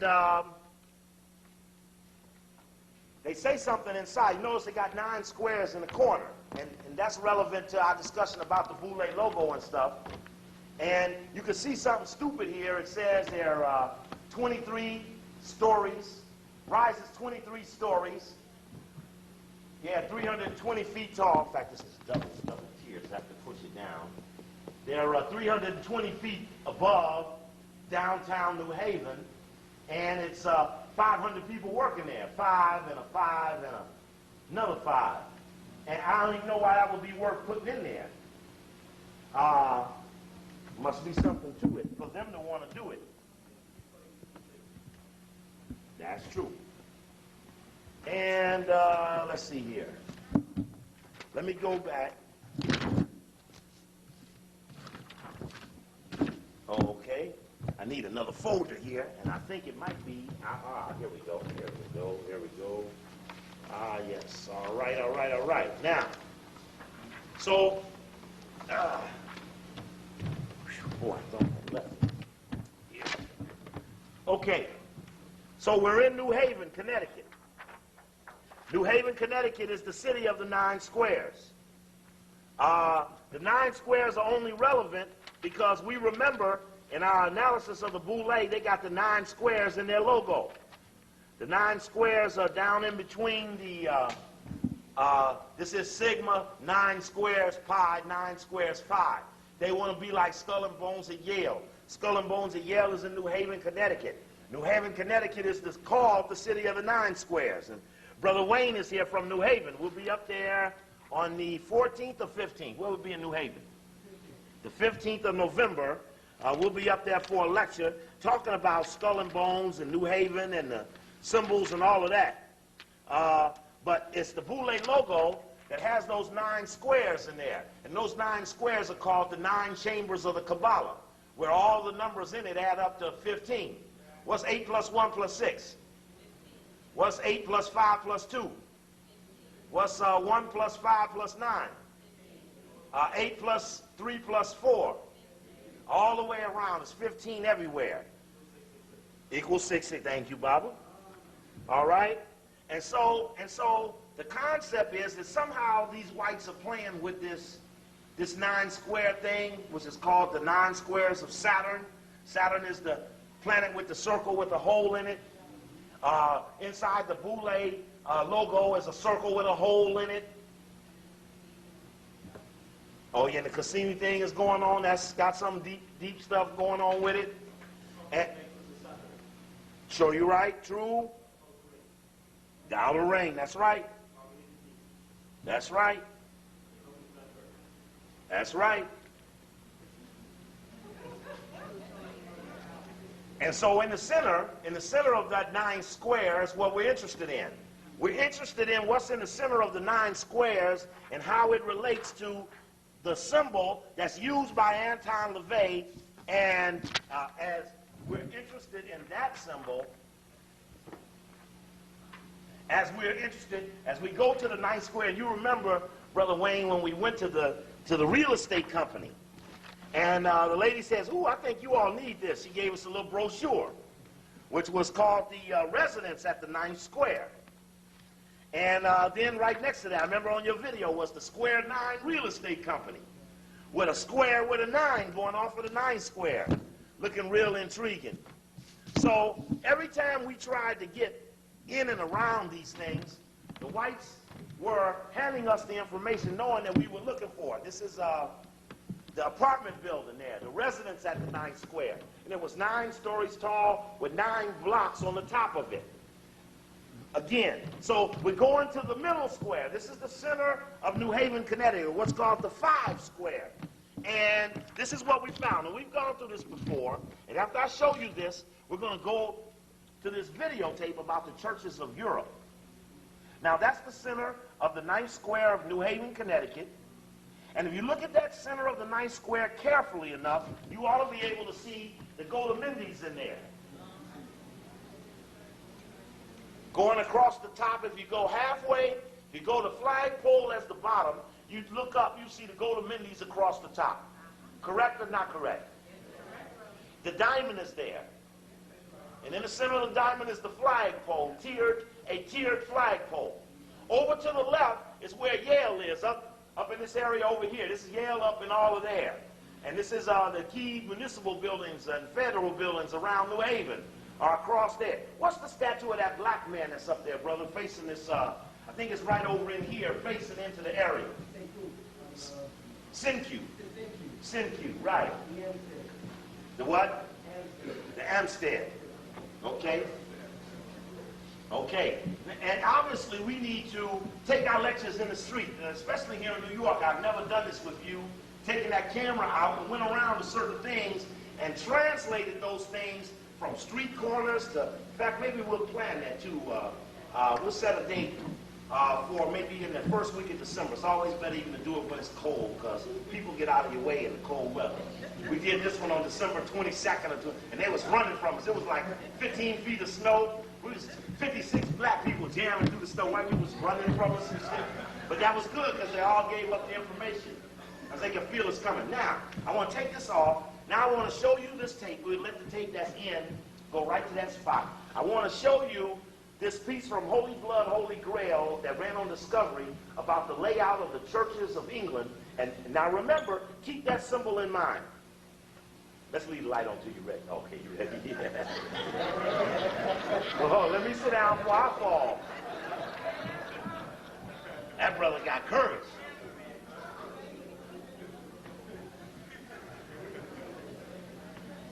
American Express Small Business Services. Okay, push the fast forward if you could a little bit. I don't have cable no more, so you can see, reception ain't no good no more. You ain't got cable. The way they got the TVs, huh? Right, they fix it so you have to buy cable if you want to get reception. Oh, it's heavy. They got it going on. Mr. Luke Woodham's first killing, in which he writes that he killed his own dog. That was alleged his first killing.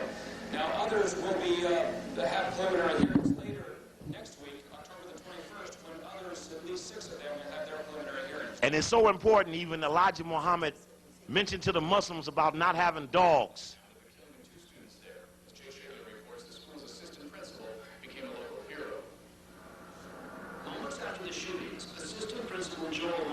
This is from what's being shown tonight on prime time.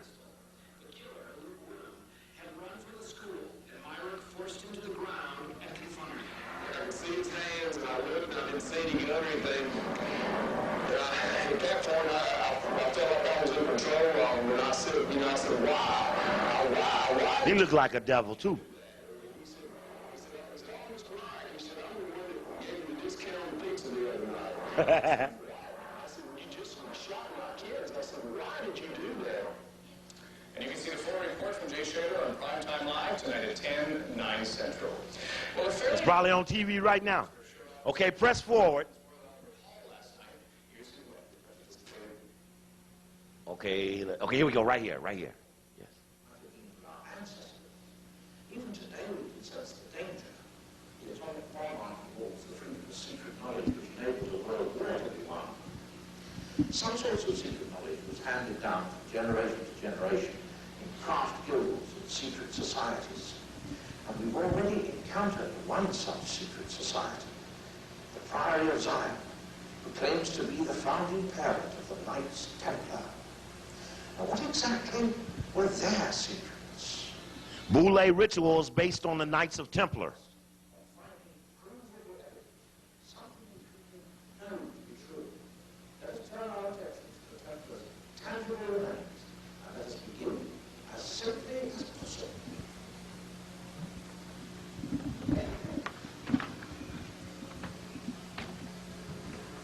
Near to Le Chateau, as we know, there are 2 castles associated with the Templars. Each of them is perched upon a natural mountain peak. Oops, that ain't work. Okay. And of course, Le Chateau is itself on a mountain.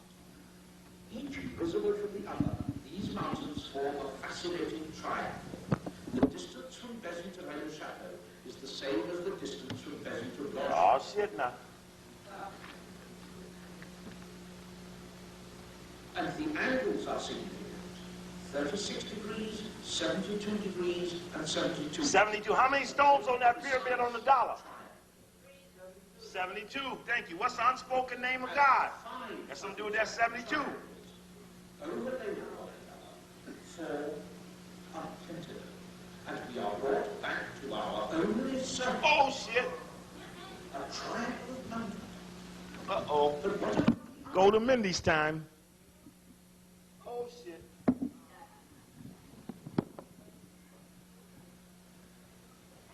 And astonishingly, they also lie on the summits of natural mountains. Fine mountains, perfect symmetry, a gigantic pentacle. Natural, yet so geometrically perfect that the design seems almost conscious. The odds identifying 5 so exactly placed mountains are, like the hidden movements of Venus, literally astronomical. As above, so below. From the very moment Where they stole that from? the perfection of the pentagonal placing was first perceived, and we cannot yet know how far into the past that was. From that very moment, this place seems to have been recognized as a most sacred and holy site, a holy of holies. The very God-given perfection seems to have suggested to the possessors of the hidden knowledge, the priesthood, the initiated, that they should enclose their holy place within an invisible temple, whose very structure was dictated by the placing of the boundaries. So extraordinary is this shape that it was regarded with awe and reverence by the ancients as a representation of the harmony of God's cosmos. The lines which form the sides of the pentacle... Turn that upside down, you get the golden harmonious proportion which became known as the golden division. Golden division. Here is this amazing star shape on the map.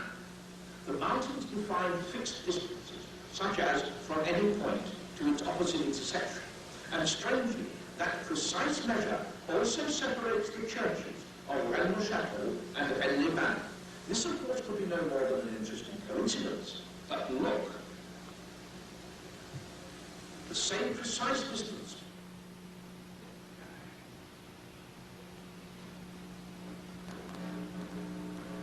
Coincidence when the same measure also separates the churches of Lucerne and Serres, Arques and Pérolle, Arques and Terol, Terol and Saint-Salvaire, Antoniac and Mortaillard, Bourliège and Prune, of Laval and Saint-Just. In fact, we might need to push this in the screen a little bit. And the church of Esperanza. Uh-oh. No longer skilled, conscious, and intelligent. For the mere recognition of a fixed distance between structures, remarkable though that is but a tiny glimpse of the immense labour which was undertaken here. This church, in the village of Esperanza, is at a fixed distance from 4 other churches. They lie on the circumference of an immense circle, of which Esperanza Church is the centre. And amazingly, there is a further precision in their very placing on that circumference. This line defines the distance between Custosa and Granis, a distance chosen with meticulous care. Again, the mystic and magical pentagon, not this time referred to by the gods out of the mountains, but consciously and carefully constructed by man. And for us, it is even more remarkable, for we have found the link between this Pyrenean marble and that tiny island in the Baltic Sea. Thornbrook is a small and defined area. The churches are not many. Yet look. 2 churches and a tiny outlying island will prove to form the controlling line which, incredible though it seems, fixes that same geometry.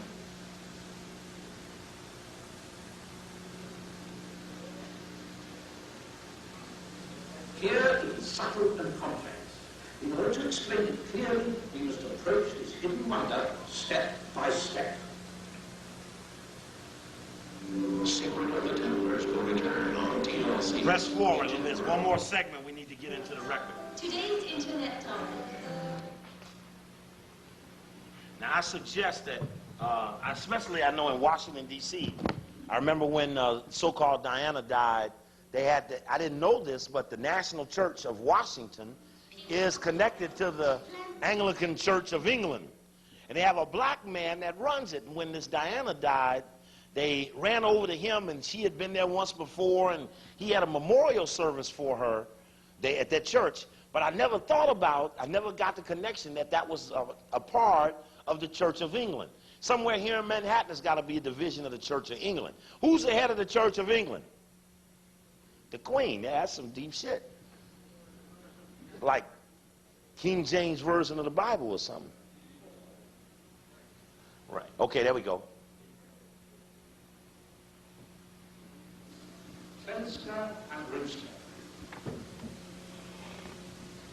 In this direction is the Church of Imska. And in this, the Church of Knutska. And they are both in a direct line through this same spot. More, the lines created by this hilltop of these churches intersect in an exact golden division relationship. The beauty of the geometric layout is truly remarkable. From the same point to the Church of Pulska is, with an incredible accuracy, the same as the distance to Ivska. And even more surprising, the distance between Pulska and Ivska is exactly half the distance between Ivska and Knutska.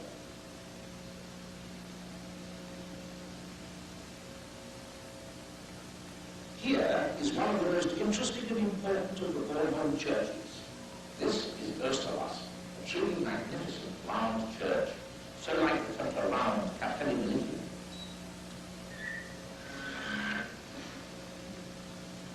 Boule has 4 such round churches, and in this regard they are unique, not just on Boule, but in the whole of Denmark. They are special.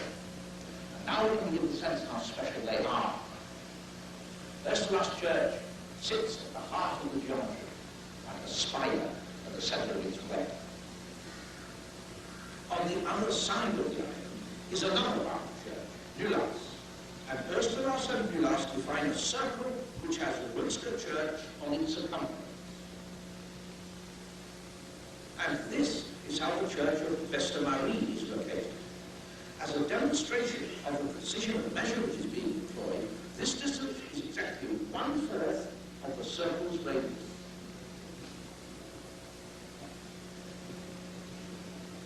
And with a 6-sided star, Oskia Church is fixed.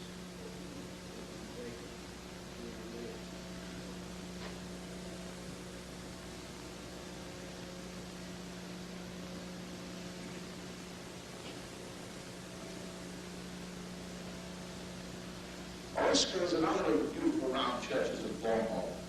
Interestingly, historians have long been puzzled by the precise placing of this church.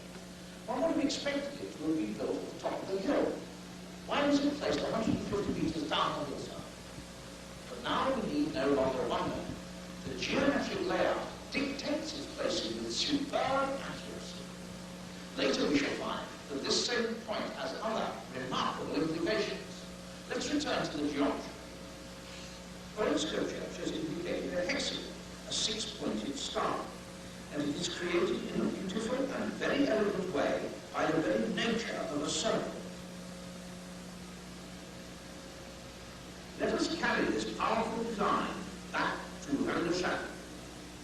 Remember how 2 of the churches divided this circle into 5 and created a pentagon. But there are 2 more churches on this circle, and they mark out 6 divisions.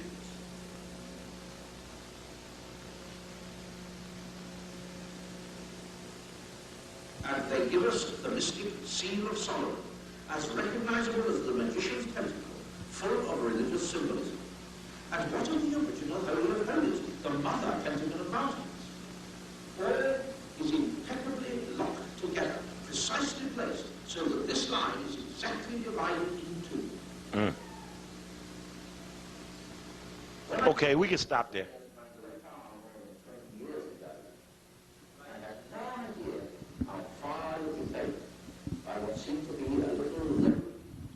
I don't know what all that means, but obviously there's something geometric about the layout of their operations.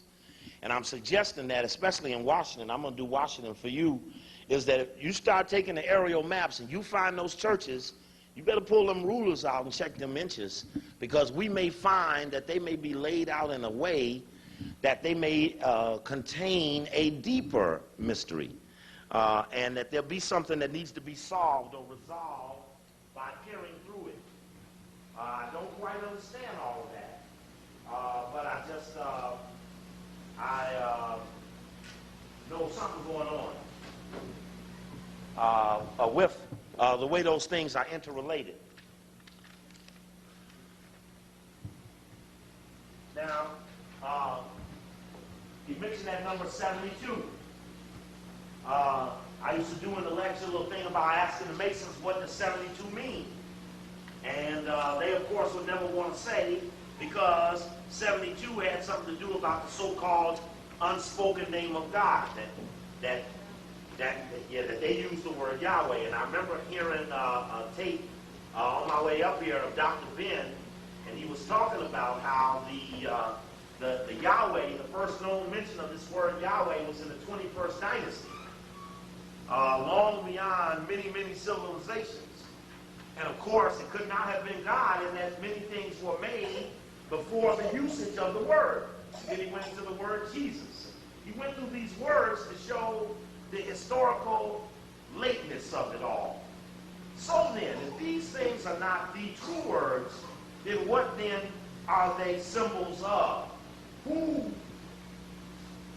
or as they say in God they trust, what is this God or he that they're talking about? In the Dictionary of Symbols of Biederman, he talks about that hexagram, the two overlapping triangles. And then he mentions it in the use of the word. Most traditional view his use of the tetragrammation, YHWH, Yahweh, the four-letter name of God, as having been the decisive factor. Because of its association with Solomon, the six-pointed star came to be known as Sigillium Salomonis, Solomon's seal, or Scrotum Davidus, or David's shield. And of course, you know that symbol is hidden up in the dollar bill. Is it correct? And I forget where it's at. Where is it at in the dollar bill? Huh? In the right-hand side. So, would it be something if the churches of Europe and the churches of America and all this stuff was all kind of zied on there together? They called the Star of Zion. And what the symbols mean inside of it. Just a white boy breaking down things for other white boys. But this unspoken dialogue. Now remember, we found that point where White said that that when they found that name and found out it wasn't their name, that they went and made to all members of the society, asked them never to utter the name. Now remember that number 400,000 that the whites used to describe the number of people at the first million-man march. And when you look at the number 4, you notice that it mentions in the Dictionary of Symbols, this is Cooper, that it could be symbolic of atonement.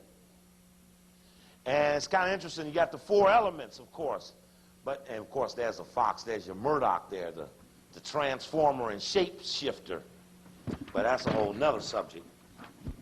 I only want to draw into what these mean. We remember, of course, that on that number 15, that's the tallest building in Washington, and no building can be taller than it by legislation. I think it's the Height Allocation Act or something, 1910, something like that, that no building can be taller than the Washington Monument. This one here is from Biederman again, Dictionary of Symbols. I'll show you the cover. The one before this was Cooper's book on symbolic and mythical animals. The other one was Biederman, Dictionary of Symbolism and Other Icons. That's this one here. Dictionary of Symbolism, Cultural Icons and Their Meaning by Hans Biederman. And there's another one up here that we use by Surlott. Here it is here. This one is by Surlott, one of the first ones that I use. And there's that design on this side, which is far more historic even in their context of they're using it. But that's on his cover, Dictionary of Symbols by J.E. Surlott, C-I-R-L-O-T. And that meant something to them very importantly.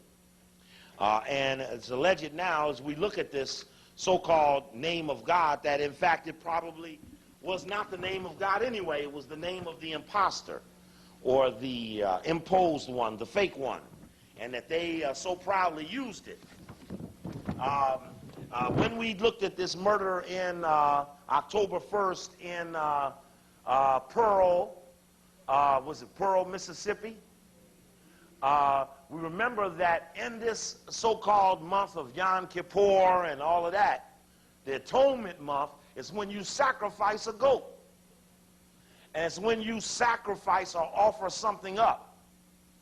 And usually you burn it in your process of offering it up. And I don't know a whole lot about all this stuff, but I don't know, something going on. In the number 4, back with that 400,000, talk about that number 4, comes back to that Hebrew tetragrammation, transliterated YHWH or JHVH, often pronounced Yahweh or Jehovah. Although the devout Jew reveres the name too much to utter it. And it isn't that they revere the name, but knowing that the name was not their name, they never wanted another person to utter it. So they mysticized the name when they got to the bottom of it as not their name. And everyone that came behind them followed through on their rule or their laws. And I don't know what all that means, but something mean around here. And why all of that weaves together like that. As I was saying earlier about the demonization of nature, well, this is the word, the devil. Devil is the father of lies. It had to be the white man.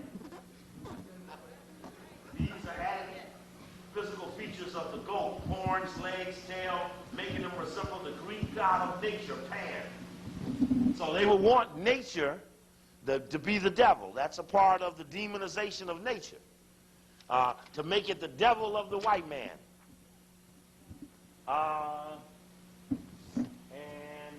Here, Pan, the Greek shepherd god from the mountains of Arcadia. The word panic is derived from his name.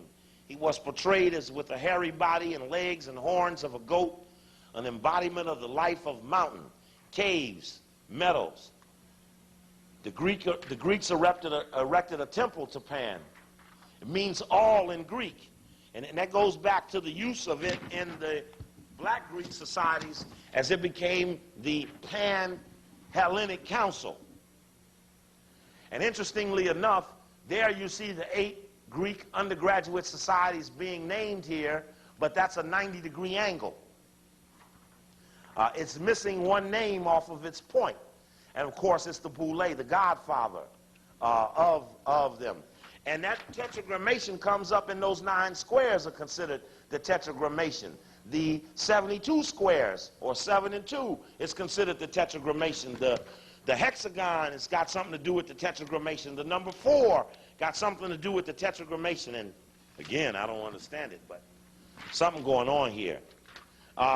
We always did this definition of the word hell. And there, it's given a marginal description, but we always tried to deal with the concept of where did the white man come from? What is this deviation? And I even remember the first time coming here, raising this question about the word cave, hole and hell, cave and hell, are related is not without significance. The fact that there was similarity between cave and hell, and are you known as the caveman? No, of course not. So whoever that caveman is, whatever that caveman is, has to be related to something that must be evil. And that puts us in this difficult position. Because now, and I wouldn't want you to forget this one, back to the essence of the 9 squares and the logo of the Boule, as containing inside of that urn the names of those people chosen to lead the state. And that we would never want to forget that about them. And again, back to those names of those people. I want to put another tape on about another group dealing in Satanism, satanic looking stuff.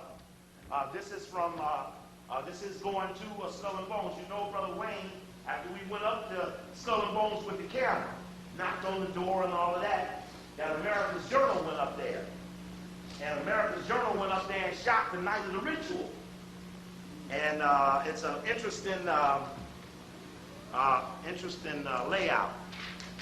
Men and federal judges. The best-known bonesman is ex-President George Bush, who, according to tradition, is supposed to avoid admitting he's a member, even when the question comes in the Oval Office. Mr. President, are you member Skull Bones? American Journal got a similar response when we recently asked George Bush Jr. Who's going to be the Republican nominee for president? It still exists. The thing is so secret, I'm not even sure it still exists. But the society is flourishing, as we discovered on the Yale campus in New Haven, Connecticut. Tonight, Skull and Bones conducts its initiation ceremony, one of the Society's most secret rituals. For years, there have been rumors about the initiation, talk of bones and coffins and occult practices. But only the Society's members really know what's going on deep inside this tomb right now. You're watching the first video ever broadcast of members being brought in for initiation. Watch as hoods are slipped over their heads. And what comes next? Legend says they take off their clothes, climb into a coffin, and reveal their sexual secrets. Did you have to climb naked into a coffin for your initiation back in 1960? Last time I was naked was sprinting down the street somewhere. No, record that as the most unusual question I've ever been asked in my entire life. Did I have to climb naked into a coffin? The governor never did answer our question. Senator Chafee denied the coffin story, but refused to describe his initiation. Now let your imagination run wild, and that'll intrigue everybody. Bonesmen also refused to talk about what's inside their mysterious mausoleum, but we cracked that wall of secrecy by following this man out of the shadowy tomb.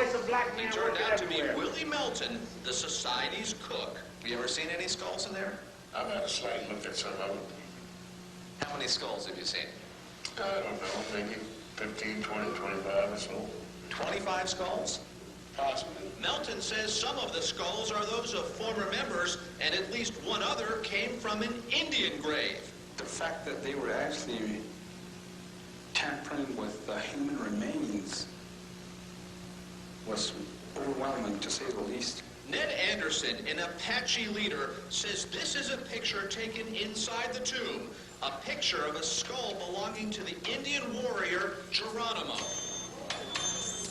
Anderson says the skull was dug up in Fort Sill, Oklahoma, by none other than Bonesman Prescott Bush, George Bush's father. The Society has denied possessing Geronimo's skull, but Anderson says Bonesman did admit having the skull of an Indian child. Whether the remains belong to a 1-year-old person, a 10-year-old person, Geronimo's, whoever's, it's still not right, it's still not good. The most intense debate over the Society concerns what the members do once they graduate from Yale. Many of them meet each summer on this private island in upstate New York. And they certainly do plenty of networking in the worlds of business and politics. For example, George Bush was sworn in as vice president by Supreme Court Justice Potter Stewart, a Bonesman. Bush then hired Bonesman Christopher Buckley, Bill Buckley's son, as a speechwriter. As president, Bush even appointed a Bonesman, Richard Moore, as his ambassador to Ireland. Connections like these have fueled conspiracy theories from right-wing extremists. Some of their people who have stepped out of those coffins have become some of the most powerful people in the world. Jack McLam, a former Phoenix police officer and leader of the so-called Patriot movement, offers an outlandish analysis of the Skull and Bones. They do network together to control the economy, the educational system, the religions of the world, the politics of the world. Are we plotting the destruction of the nation? Of course not. Nonsense. But there's no doubt the Society has produced an influential old boys club, a club which continues to grow along with the public's fascination about what really goes on behind their closed doors. Fascinating. And we're also told that members wear a special gold and diamond pin at gatherings, but they are not allowed to wear it in public. It's also said they take the pins off for another reported Skull and Bones activity, naked mud wrestling. Okay, rewind the When we come back, can you identify this major star? Where they walk in with the Coming up, who is this famous Hollywood star? Don't know. Here's another. Still can't tell you. We run that back to the front. I think it's just a little part in there. We did run it overtly. That way we could look at that. There's a part here. Now, we knocked on this door, and didn't nobody open. And then I did this little Masonic knock. Somebody taught me dock, knock, pause, knock. And shit, the girl came right to the door and opened it up. And we had turned away, and we had to run back up to the door. She closed it before we could get back in there. And I can show you that on videotape. This is a period in April when they had a ritual, April 15th. And interestingly about April 15 is they have 15 members on their line. They have $15,000 they give each member when they go over to become a full-fledged member.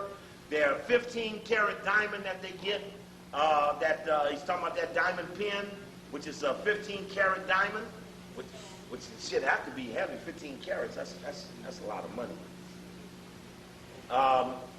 And of course, that George Bush's son is one of the front runners to the Republican nomination for president. Clinton, of course, as the Rhodes Scholar, brought all of his secret society members in, the Secretary of Treasury, his advisors, right on down. Yeah, this is important. We didn't get this in the opening, and I just want to make sure we get this into the record.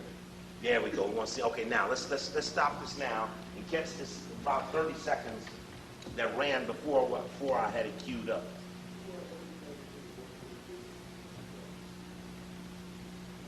It's not Halloween, just an April night on the campus of Yale University, but hooded figures fill the streets. That means we can be there at the same time. Tradition, the secret if they're going to walk down the street like that, it wouldn't be hard for us to catch their ass. One stands out as the most secret, the most elite, the most powerful. It meets inside a building we called walked the up and down that street. A forbidding structure the guarded British by government has an embassy right down the street and from an there. elaborate security system. Why it's in New Haven? It's in Treaty. American Journal. We'd like to chat with him. It's called the Skull and Bone Society, and members such as this alumnus we found lurking near the tomb you can whip his ass if you about had their to. society. That little I'm just going to talk with you. This is a private club. A private club with a long and mysterious history dating back to 1832. Each year, Skull and Bones picks 15 of Yale's best and brightest juniors, now including women and minorities. They go on to spend their senior year as so-called bonesmen. Past members have ranged from President Taft to Secretary of War Stimson, and a more current membership list obtained by American Journal reads like who's who. Is it a bonesman secret? It includes politicians such as Senators John Chafee of Rhode Island and John Kerry of Massachusetts.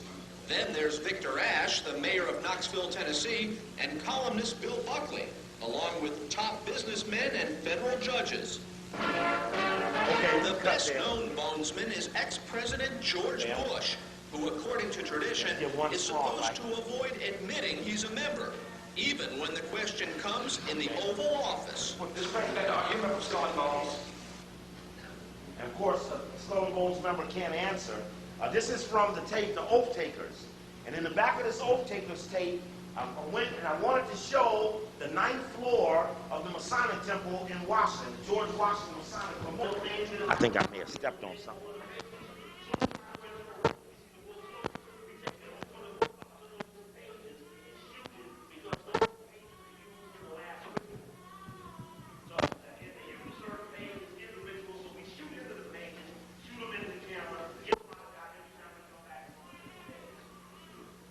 It sounds like it's short in there a little bit.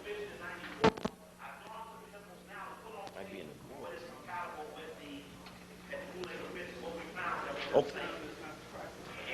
No, not on tape. But I can even speak to it. Look, now see, this is the apron, and the Knights of Templar area, they're showing these aprons. Now we're following up this Skull and Bones. Now you got Skull and Bones in New Haven. You got the Boule want to be like Skull and Bones. And now you got the Knights of Templar aprons and all these other things in the Masonic Temple. This is the White Temple. This is the George Washington Masonic Memorial. In fact, you can even turn the sound down off the tape. And this is in a case, and whenever I go, I had people shoot this area because it's very important in finding these similarities between what they're saying and the things we've been trying to get to the bottom of. Now, this Moses at the Burning Bush is the logo of University of Kansas.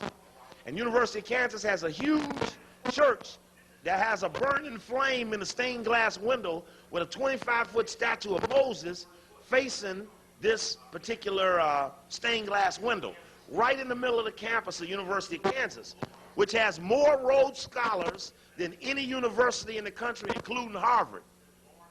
They pride themselves at being the most international school in the Midwest. And on this same floor is where we come into these aprons of skull and bones. Then it goes up to the Knights of Templar floor, which has this black hand coming out of the sky with this little white-looking Jesus hand reaching up to this black hand. That would symbolically mean something very important to them. Okay, come on, come on, come on. Press it forward a little bit. Let's see if we can get it to the spot. Okay, now, here we go.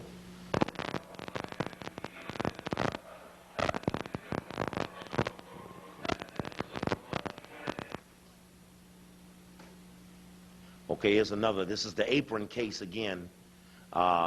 Shooting the symbolism on the aprons again. And now these churches of Europe and these symbols, I didn't see any gold or Mendes in there, but it was a lot of skull and bone stuff. And there you see they got the swords crossing. Last known Knights of Templar, of course, was Jacques de Molay. Jacques de Molay is the name of the Masonic youth organization called the De Molays. And of course, Clinton is a De Molay. Now here's the triangle with the skull and bones inside. And now this is the stained glass window here with the white-looking Jesus reaching up to the black hand. And I asked the man, why was that hand black? He said, oh, that's God. You can say it, and if you hear the sound of the tape, you hear me ask him on the tape. I ask him on the tape, what is it? And he starts talking about Solomon. Now, this is the 9th floor. Now, this is what intrigued me. This is the top floor of the George Washington Masonic Memorial in Alexandria, Virginia. This is the 9th floor. There's that animal, the number 9, the Boule. The number 9 is the 9th floor of the white Masonic temple, and we find that same guardian animal on their 9th floor as we see in the Boule logo. And what these animals are doing they're standing around a depiction of Solomon's temple. And then we remember back into that about the seal of Solomon and the impressions that they relay from that. Okay, push it forward a little bit because obviously I make the camera go back there to do something in the room. Okay, here we go. This is back to the hand again. I wanted them to freeze frame the hand. Now I'm down in Tallahassee, Florida. The guy says, yeah, Bobby Hemmett, he told us about that. Jesus is standing on the mountain and the hand reaches down from the mountain. And I said, well, I know about that. In fact, I told him about it, and here's the picture of it. As a matter of fact, no, it ain't standing on a mountain, but the principle is that it's a white man, distinctively, reaching up to touch the hand of a black man or a woman, distinctively. And it's in an all-white thing that has a handful of black members. And it must mean something to them. Now, you got the spoken word of God, you got the unspoken word of God. You've got God is the devil, and God we trust, which really is no word for God in the language of which they wrote it, so it's in He we trust. What is the He? What does H-E mean? Okay, a little press forward again. And let's go back up to that 9th floor, and we'll close that part off right there. Distinctively that black hand. And we're right on with the Solomon Temple. Get up there, Solomon's Temple. That was the best I could get the hand on there. Yeah, this is at the Arquette Center in Tallahassee, that's right. And Brother Doc, you know, is now head of the black psychologists. That's the Solomon Temple's depiction that they had that these Grecian sphinxes were standing around. In fact, I was at the Black Caucus. There was a brother up here from New York down there, and he said, a sister introduced me to him, and his name was Dunstan. He's the president of the National Black Social Workers. He said, man, my son has been in college 6 years fucking around with your tapes.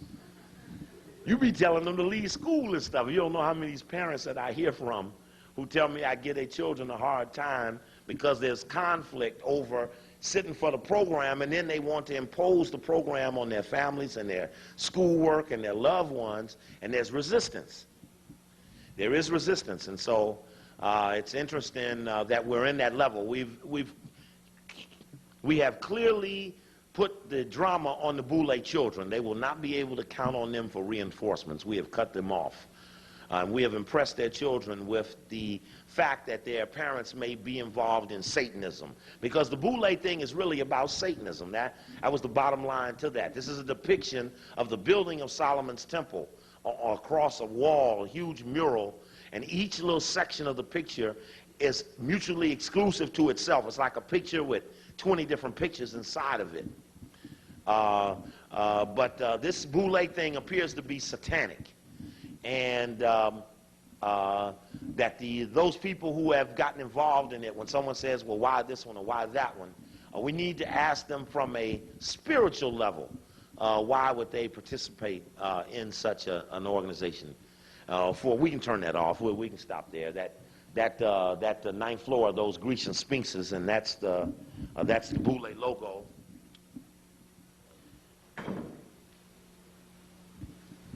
Before we run out of time, and I didn't know it was as late as it was, I want to make sure that I introduce to you a couple of things I wouldn't want you to forget. There's a tape out there called Diana's Death, What's It to Us? In fact, in the tape, there's this a very important definition of what is a Diana. And Diana, in the dictionary of symbols, is an important word. And to describe or define that Diana would be important in the dictionary of symbols. If you remember, at the funeral, her brother said she was the goddess of the hunted. He said, isn't it ironic that she was named Diana? And he mentions the goddess of the hunted. And you would think white folks just be taking names because, ooh, Mary sound nice. But they take these names because they mean something to them.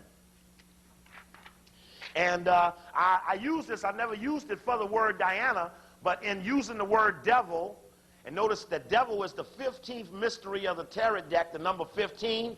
15 members on Skull and Bones, 15,000 when you get over, 15 members on the line, 15 at the height of the National Monument, 15 is the sum of the numbers in the 9 squares, and 15 is the card of the devil in the tarot deck. And notice it brings up the word Knights of Templars.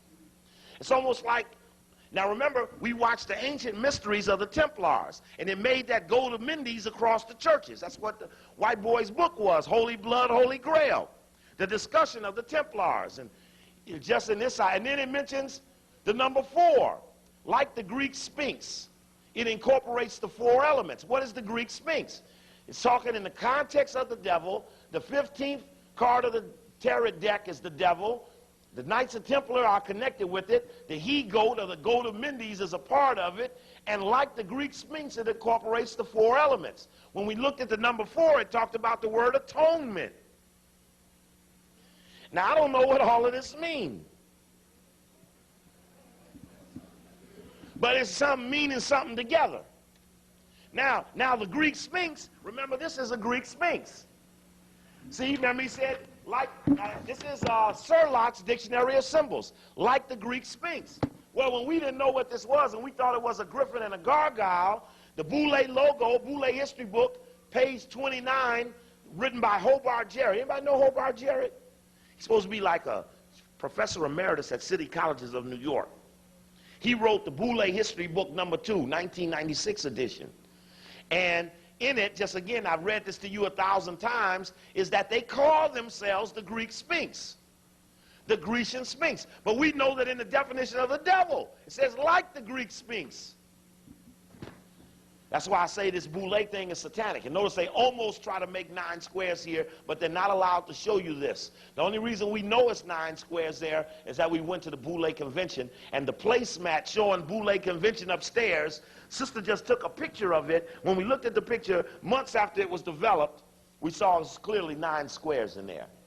And it was a picture we took in happenstance. Had 2 more frames left. We were walking out. Sister looks back, shoots it on a little bitty camera, and it turned out to be very, very significant. Founders of Sigma Pi Phi. The pen is modeled after the Grecian Sphinx, the most famous in Greek mythology being the Sphinx at Thebes. She had the head of a beautiful woman, the wings of a bird, the body of a lion, representing power, strength, and intelligence. The urn in the pen is guarded by the paw. The urn in the pen is guarded by the paw of the Sphinx represents the container into which were placed the names of Greek citizens who would be chosen by lot to lead the state. What's in the urn? Right, the urn contains the names of the people who run stuff. But in that picture, they didn't put the urn the way the urn reads. Well, there you can't see that one because it was too dark. But I showed you that earlier urn picture. That what's really in that urn is the circle within a circle. And that circle within a circle is important because that's the format of the round table group. That's the format of those people who run the world. That's their format. Biederman, the female Sphinx of Greek tradition, has its origins in a fairy tale motif. This Sphinx is often winged, always female, a demon lurking at the side of the road. But demon is the word I'm looking for. Demon don't mean God. I think he's more like a demon. That's a demon right there. And in his book, he talks about the Greek word for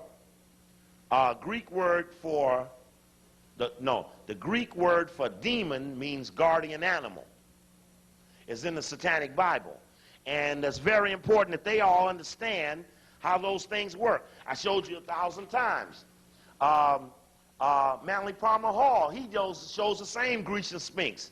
And he says that it deals with the sum of the number 9. The sum of the number 9 deals with the Grecian Sphinx. Ashwa Kwesi analyzed this as Lord of the landlords. So what is Flake and what is Towns? And in fact, they probably got big land deals going with their churches, don't they?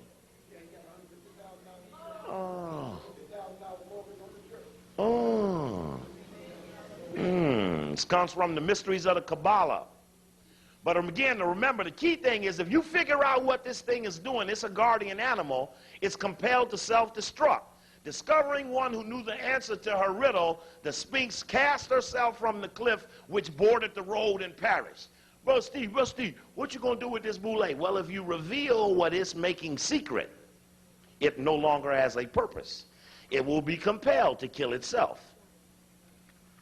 The 9 squares again, very clearly. The magic square. The square of Saturn. The 9-lobe figure.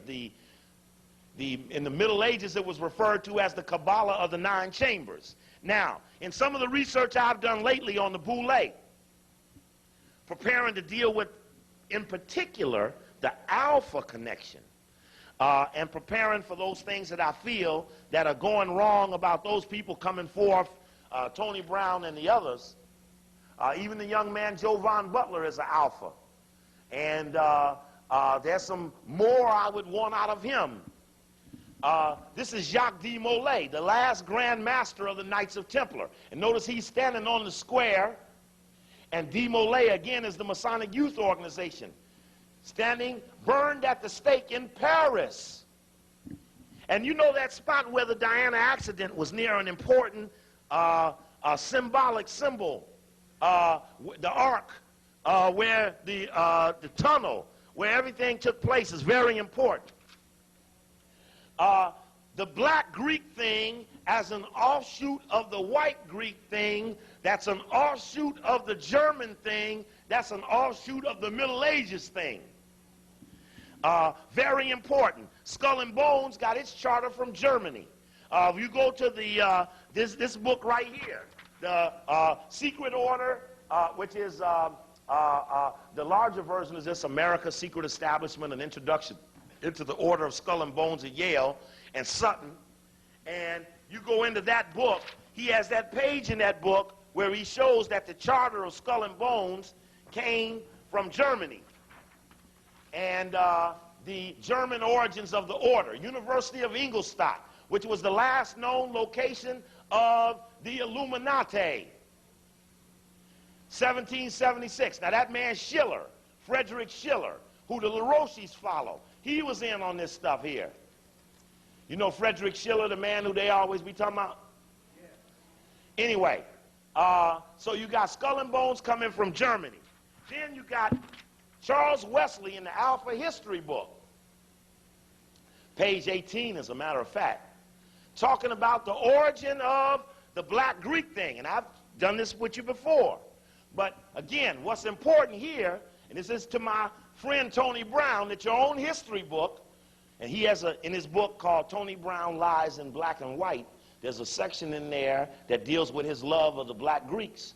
And he makes this historical misnomer about naming certain tribes of people who he called the first Greeks. But when those people were there, my son, they didn't call themselves Greeks. So if you want to describe the Greek thing as really being Greek people who were in Greece, black people who were really in Greece, and that's not going to wash. I've taken it to the best scholars. We are prepared to challenge you. And as the book comes, we're going to be deep on it. Relationships, this is asking Charles Wesley, where did black Greek things come from? Relationships may be noted with fraternal organizations and convocations of the Middle Ages, and with the corps of German universities in the modern period.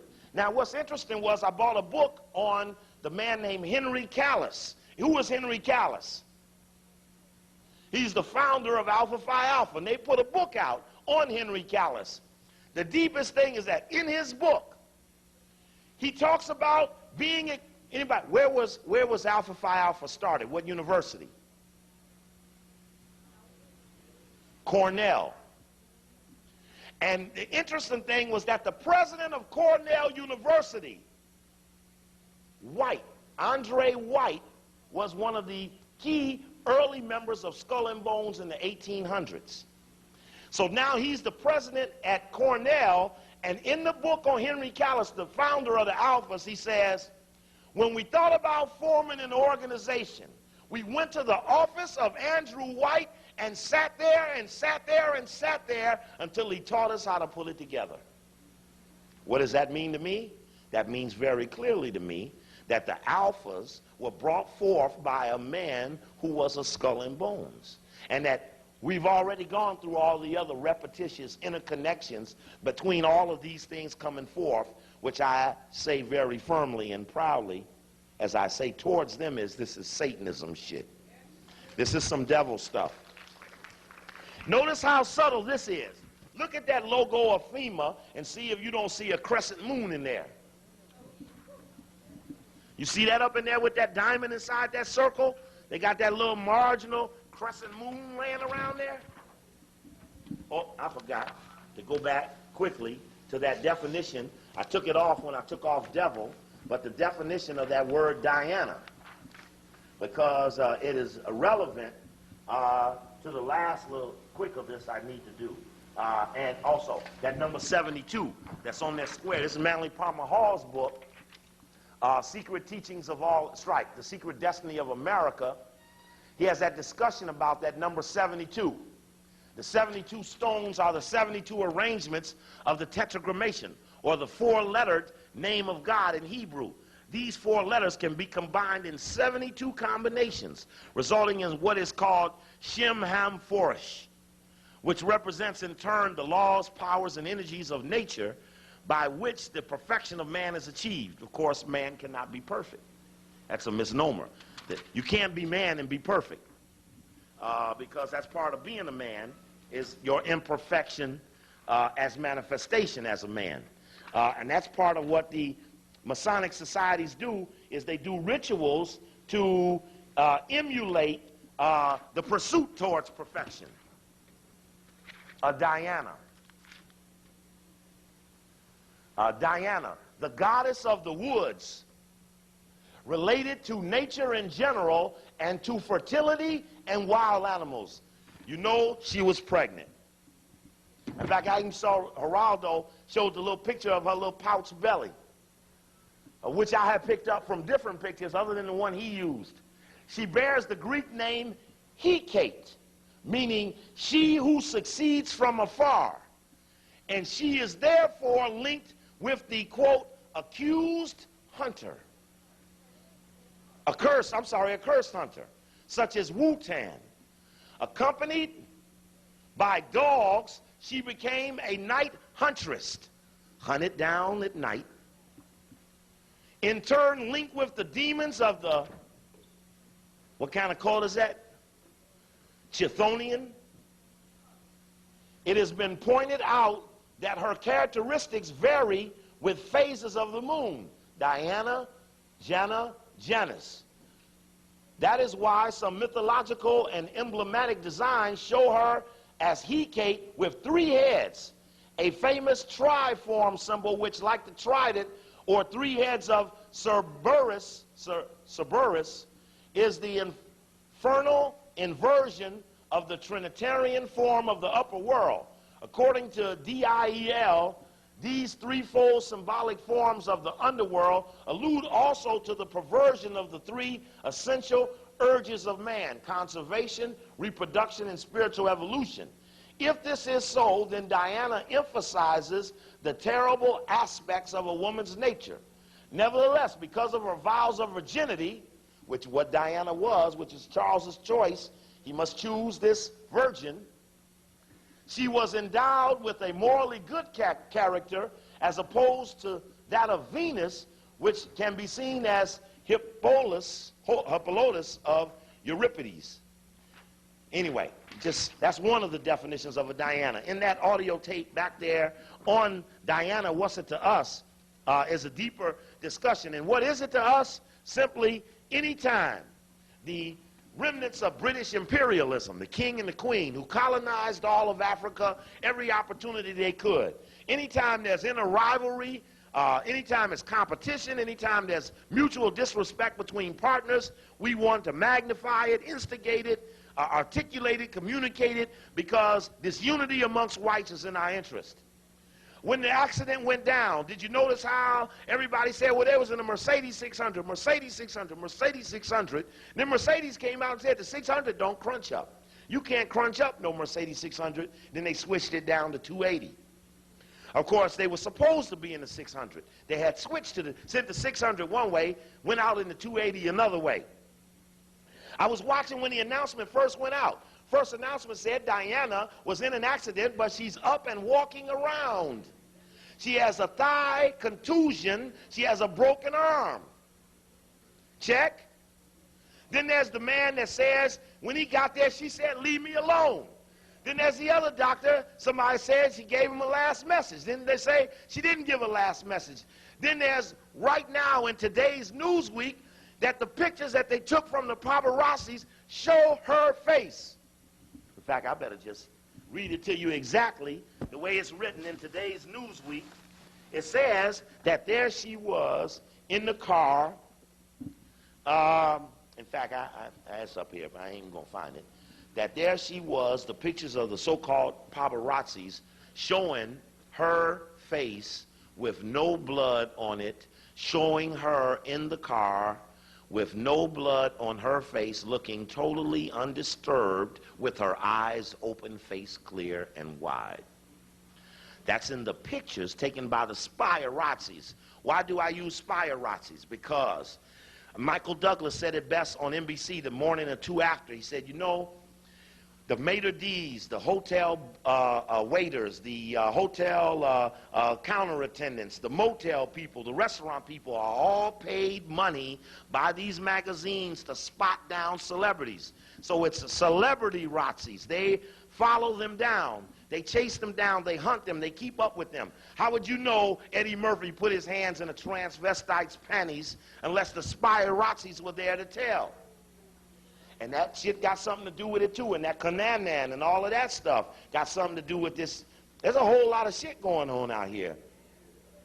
And we being average, ordinary, clean people, we don't quite understand all of the decrepit nature of the rich and the powerful. But let's cheer them on. Let's hope them sicker. Let's hope them worser. Let's hope them more pathologically off base. And let's use that as a signal and a sign that something's afloat to our advantage. So there's all these discrepancies about what happened when they got to her car. Then there's the question of the old man. Let me say something about the Al-Fayed family. The Al-Fayed family had one really bad problem. They wanted to be white. And as most black people or people from Africa or other places who want to be white, they want white women. They want to be accepted in the white British way. They want to buy white department stores. Anytime you go to Pinkyville, there's trouble. Sergeant McKinney, who was just replaced, highest enlisted man in the military, got his 6 pinkies waiting to take him to trial next week. Pinky land is not a good place for the black man. And so here's Al-Fayed family trying to get in with the whites, and he gets mad. So he pays all these white people, he pays much of the British government money to make him a citizen, make him a British. He wants to renounce his own citizenship. So I ain't got no love for the Al-Fayeds. When I speak up for them and the wrong that was done to them, it is not because they're a client or a supporter of the African community. I know not of one single person ever who ever heard or received anything from the Al-Fayed family to give us any indication that they were any more than misguided African people with a lot of money. Also, I want you to know, don't you forget this though, the 2 movies that they produced, that the Al-Fayed family produced, was FX1 and FX2. And one thing you know about the movie FX, it was about the recreating of an accident to make it look like someone was dead, the mafia man, set up in a sophisticated scenario to look like he's dead so that he can live forever. Also, Diana's in the back seat of the car. They take 45 minutes to take her out of the car. They take an hour and 45 minutes to take her to the hospital. They passed 2 hospitals to get to the hospital they took her to.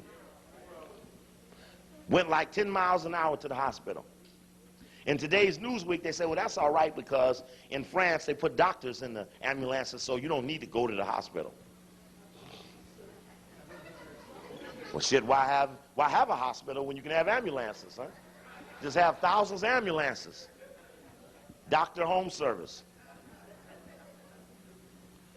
And so you know that there was those discrepancies when they first announced the injuries. Then there's this discussion about the time, well, the time is pretty short, about who was in the tunnel with them. Well, and then now, of course, they've got it down to that they got the car out there, and we pretty much know that the car is there. There's not much discrepancy about the fact that the car was involved. The doctors, watch all the stories, especially the Post did some interesting stories about the doctors, their last minutes of trying to save her. There's many, many, many discrepancies in these dialogues about the condition of the body when they received it. Very, very important. God bless the black family that was in the tunnel at the same time from Ohio. We've reached out for them. They said some very important things. Even that family, that white family that came back on the airplane and stood at the airport and gave an interview talking about how everybody stood around and stood around and stood around and stood around and did absolutely nothing to help the lady. Then there's that, well, when we got to the tunnel and then everybody said, run, run, run, and they started running out the tunnel as they admit they heard 2 explosions in the tunnel. So you got these initial pictures with her looking fine, then you got these next pictures where the doctor says her heart was ripped out of her chest. Well, what was the name of the movie with Lisa Bonet? What was it called?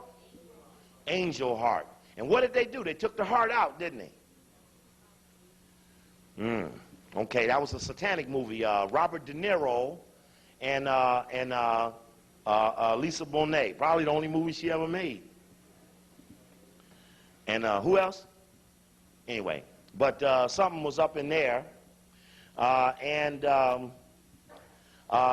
wouldn't want you to forget either about Al-Fayed bringing down the British government by paying them bribes and then revealing that they had been paid these bribes. And those 18-year reign of the conservative government was brought down by the fact that he made those revelations that he had paid them off. And that allowed the young a labor leader to become the so-called head of Britain. I thought that was excessively intriguing, that he was very proud of the fact that he brought down the government. And of course, I'm sure the whites were very proud that they imposed revenge on them. Never let me catch you call them the king or the queen. They are the so-called king and the so-called queen. I remember when the so-called queen came to Baltimore and the black lady went up and hugged her. And she went immediately in the room and took her clothes off, every stitch of it, because no black person is allowed to touch the stanky white bitch to queen. Now, they just took a brother off the radio in Washington, Brother Jesse McDade, who's been on 12 years on the Pacifica public, the racist Gestapo public radio station. And he called Diana a slut. And they took him off the air. But see right there, she's the essential urges of man. She emphasizes the terrible aspect of woman's nature. So the point of it is that we're trying to defend him. We have a rally in Washington tomorrow night to defend Brother McDade, to get him back on the air. There's much going on in Washington in terms of stripping people down and taking things away from them, and putting them in a big disadvantage that would really make it excessively bad for all of us. White people are going through great expenses to defend things that are indefensible. All them airplanes went down. They still want to defend the airplanes. They lost a bunch of money messing with that mere spacecraft. They still want to do more spacecraft. They have made sure that they want to support all the things that are white that are going down. They're going to stand there and they're going to support them to the end. And we want to help them support those things that are going nowhere. It's all very important to us. I got a lot of other stuff up here. I'm not going to waste any more of your time tonight trying to get to the bottom of it. But there's a lot going on, Africans. This thing is getting really scary. I did not like what I saw happen up here in results of the election. And kind of like if you vote another day after watching that last one, no longer would I call them sick. You would be the sick one. And it's hard. It's hard to stand in front of a people who believe they have nothing to work with, who have tried not the way of working it right, to say don't vote, because you can get 100 arguments with niggas over, you got to vote, you got to vote, you got to vote. And, of course, in reality, that may not be the best way to get the things that you're looking for. Force in an organized way with specific targets may enhance our capability. But of course, we meet great resistance. This is one of the few places in New York I know where I'm welcome. I'm always pleased to be here with you. I know this was a bad night for people to want to come out, and I know it would be rough trying to do it. But we have to share the information. If I thought about the best thing I could say about sharing these things with you tonight was to try to get towards the Satanism thing. I had a whole thing up here about special message to Jesse Jackson, and all of these extra information I found related to the King assassination, like what's in Pepper's book about friendlies, will not be wearing ties. I got film showing down in the background footage around the Lorraine Motel with Jesse giving a press conference with everybody else, no one else around from the staff, and all of the 3 people with Jesse got on turtlenecks. And since the briefing with the Fed says, don't shoot anybody without a tie, that was very important. I got an interview that we took with Hosea Williams down in Atlanta, where we showed Hosea this footage that we picked up, all background footage, things never been discussed in the public before around the King assassination, footage that we picked out, me and my little brothers, we picked out, and then we started showing this footage to the people who were there, and we have found some deep, deep, deep things. It's something so delicate and so precise that you have to spend a whole time on it. And I don't even have any tape out there to sell with it on it. It might even be an audio, 1 or 2 audios, but the videos are gone. In Cincinnati, I spent a lot of time trying to get at Jesse Jackson because he's very strong there, and his people control the radio. There are a lot of the social activism in Ohio, and they're behind the person. In fact, who's the recently named Special Ambassador to Africa? Now, you see, that should make all black nationalists mad. If you believe in Africa, if you believe in trying to make something happen, they put him in charge of bringing democracy to Africa. And the insult is that in many cases, I remember in our own neighborhood in Chicago, when we stood up for Africa, he said, nigga, you need to get a job, or nigga, you need to go fight for the grocery store, nigga, you need to go do this. And now here's this nigga over in Africa as the man for Africa, special envoy for Africa for Clinton. And it's something very, very deeply, deeply wrong about that. And when I keep going back at him and going back at him, people say, why you keep fucking with him? Why you keep fucking? Because y'all keep loving him. Y'all keep allowing him to walk safely in the neighborhood. Pressure needs to be put on that man in a way so unbearable that he would be ashamed to show himself in public around African people. But it can only be done factually, it must be done forcefully, and then you got to start doing like the white people of the Jewish religion. Put the pressure on those other people around them. You can let him stand in the middle. Put the pressure on those around him to not make it safe for him to be around. And Sharpton brings him around a lot. He likes Jesse Jackson. He looks up to Jesse Jackson a lot. And that's not good, because I know he respects him more than he respects me. And I've sacrificed for the right to be the brother that I am. My teeth all falling out. I have to stand here in front of you, half looking like I would want to, because I'd rather spend money on what I'm doing than spend money on myself.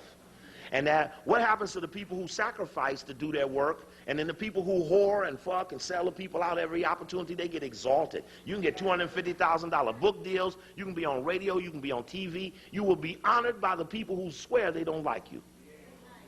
That's really true, and that hurts probably more than any of it, that we still give honor to that which we claim is not true to us. So where and when is the time when we can go to a court and take a grievance about someone else in our community who's overdoing things on behalf of whites and have some sort of ruling issued? I'd submit to a court with Camille Yarborough on it, and this brother, and Elder Maddox and other people around, and Elder Grandfather, people who could look at information in a sound way, render a decision or a conclusion, and that we act off of those things. We have no court of last resort to deal with discrepancies and differences between brothers and sisters. Of course we will have discrepancies and differences with the whites. Interestingly enough, in Foreign Affairs, the latest issue is an article on Samuel Huntington. The interesting thing about Huntington's article is about the declining of national interest. He says there would never have been a bombing of Oklahoma if we were still fighting the Soviet Union. America without an enemy is like a boat without a rudder or a plan or a navigational chart. Meaning that America's in trouble now because it has no direct focus on an enemy, so America starts to eat its own tail. And so what happened, that's very important. And then he said, well, what will we do? Who will we get? Well, he said, well, you know, there's always terrorism, and there's always Islam, and there's always, he's bringing up all these things that would be good surplants to be the enemy in lieu of the Russian. But the key thing is, it's very important, he says, a country or people have a hard time organizing without a clear-cut enemy. Who is our enemy? It's more complicated than that, and that's the problem. No question, and there's institutions and there's organizations, but there must be conclusions on whoever that is, so we can prevent making these stupid mistakes. I'll be standing here lecturing on the same shit over and over and over again, because we still be stuck in the same shit over and over and over again. And we keep getting fucked by this leadership. And I'm going to close here. I'm going to say again like the chess game. And this is in Revolution 101. This is back in '92. It's 5 years ago. The discussion was that the war is like a chess game. In chess, there are three phases: an opening, a middle, and an end game. Pawns link together. In the beginning of the game, pawns link together, controlling a strategic aspect of the board. In the middle of the game, that's the opening. In the mid-game, we trade away the leadership. We trade away the rooks for knights. We trade away knights for bishops. We trade away bishops for bishops, knights for knights, rooks for rook. I trade the queen for the queen. We trade away the leadership in the mid-game. Why? Because the leadership has never looked out for the pawns. The pawns had to link together on their own because the leadership never wanted a pawn to be linked together because the leadership couldn't make money if the pawns were united. So the pawns are always broken apart and sent alone off on journeys by themselves, never to accomplish. Pawns get left alone. Look at all Max gave up. I so much about this brother that's in me. The brother gave up everything he ever spent his life to work for to be true to what he meant. Everybody else ran back in the house. Very important. And people are scared of this brother. People are scared of this brother. They don't want him in certain rooms. They don't want to tell him certain things. They don't want to do things around him or in his presence or with his knowledge of it. But they know him as a person to sacrifice for what he believes in, and that's a rare commodity, and that needs to be a $250,000 book deal about a person who didn't give in when weaker people tried to force him to. That's very, very important for all of us. Anyway, I won't take up no more of your time. I appreciate you, United African Movement. Why do preachers go into politics in the first damn place? They haven't even dealt clearly with impressing us with the God question, let alone that they become politicians. But then again, maybe that ain't God after all, and maybe the devil and politics and all of that go together anyway. I don't know.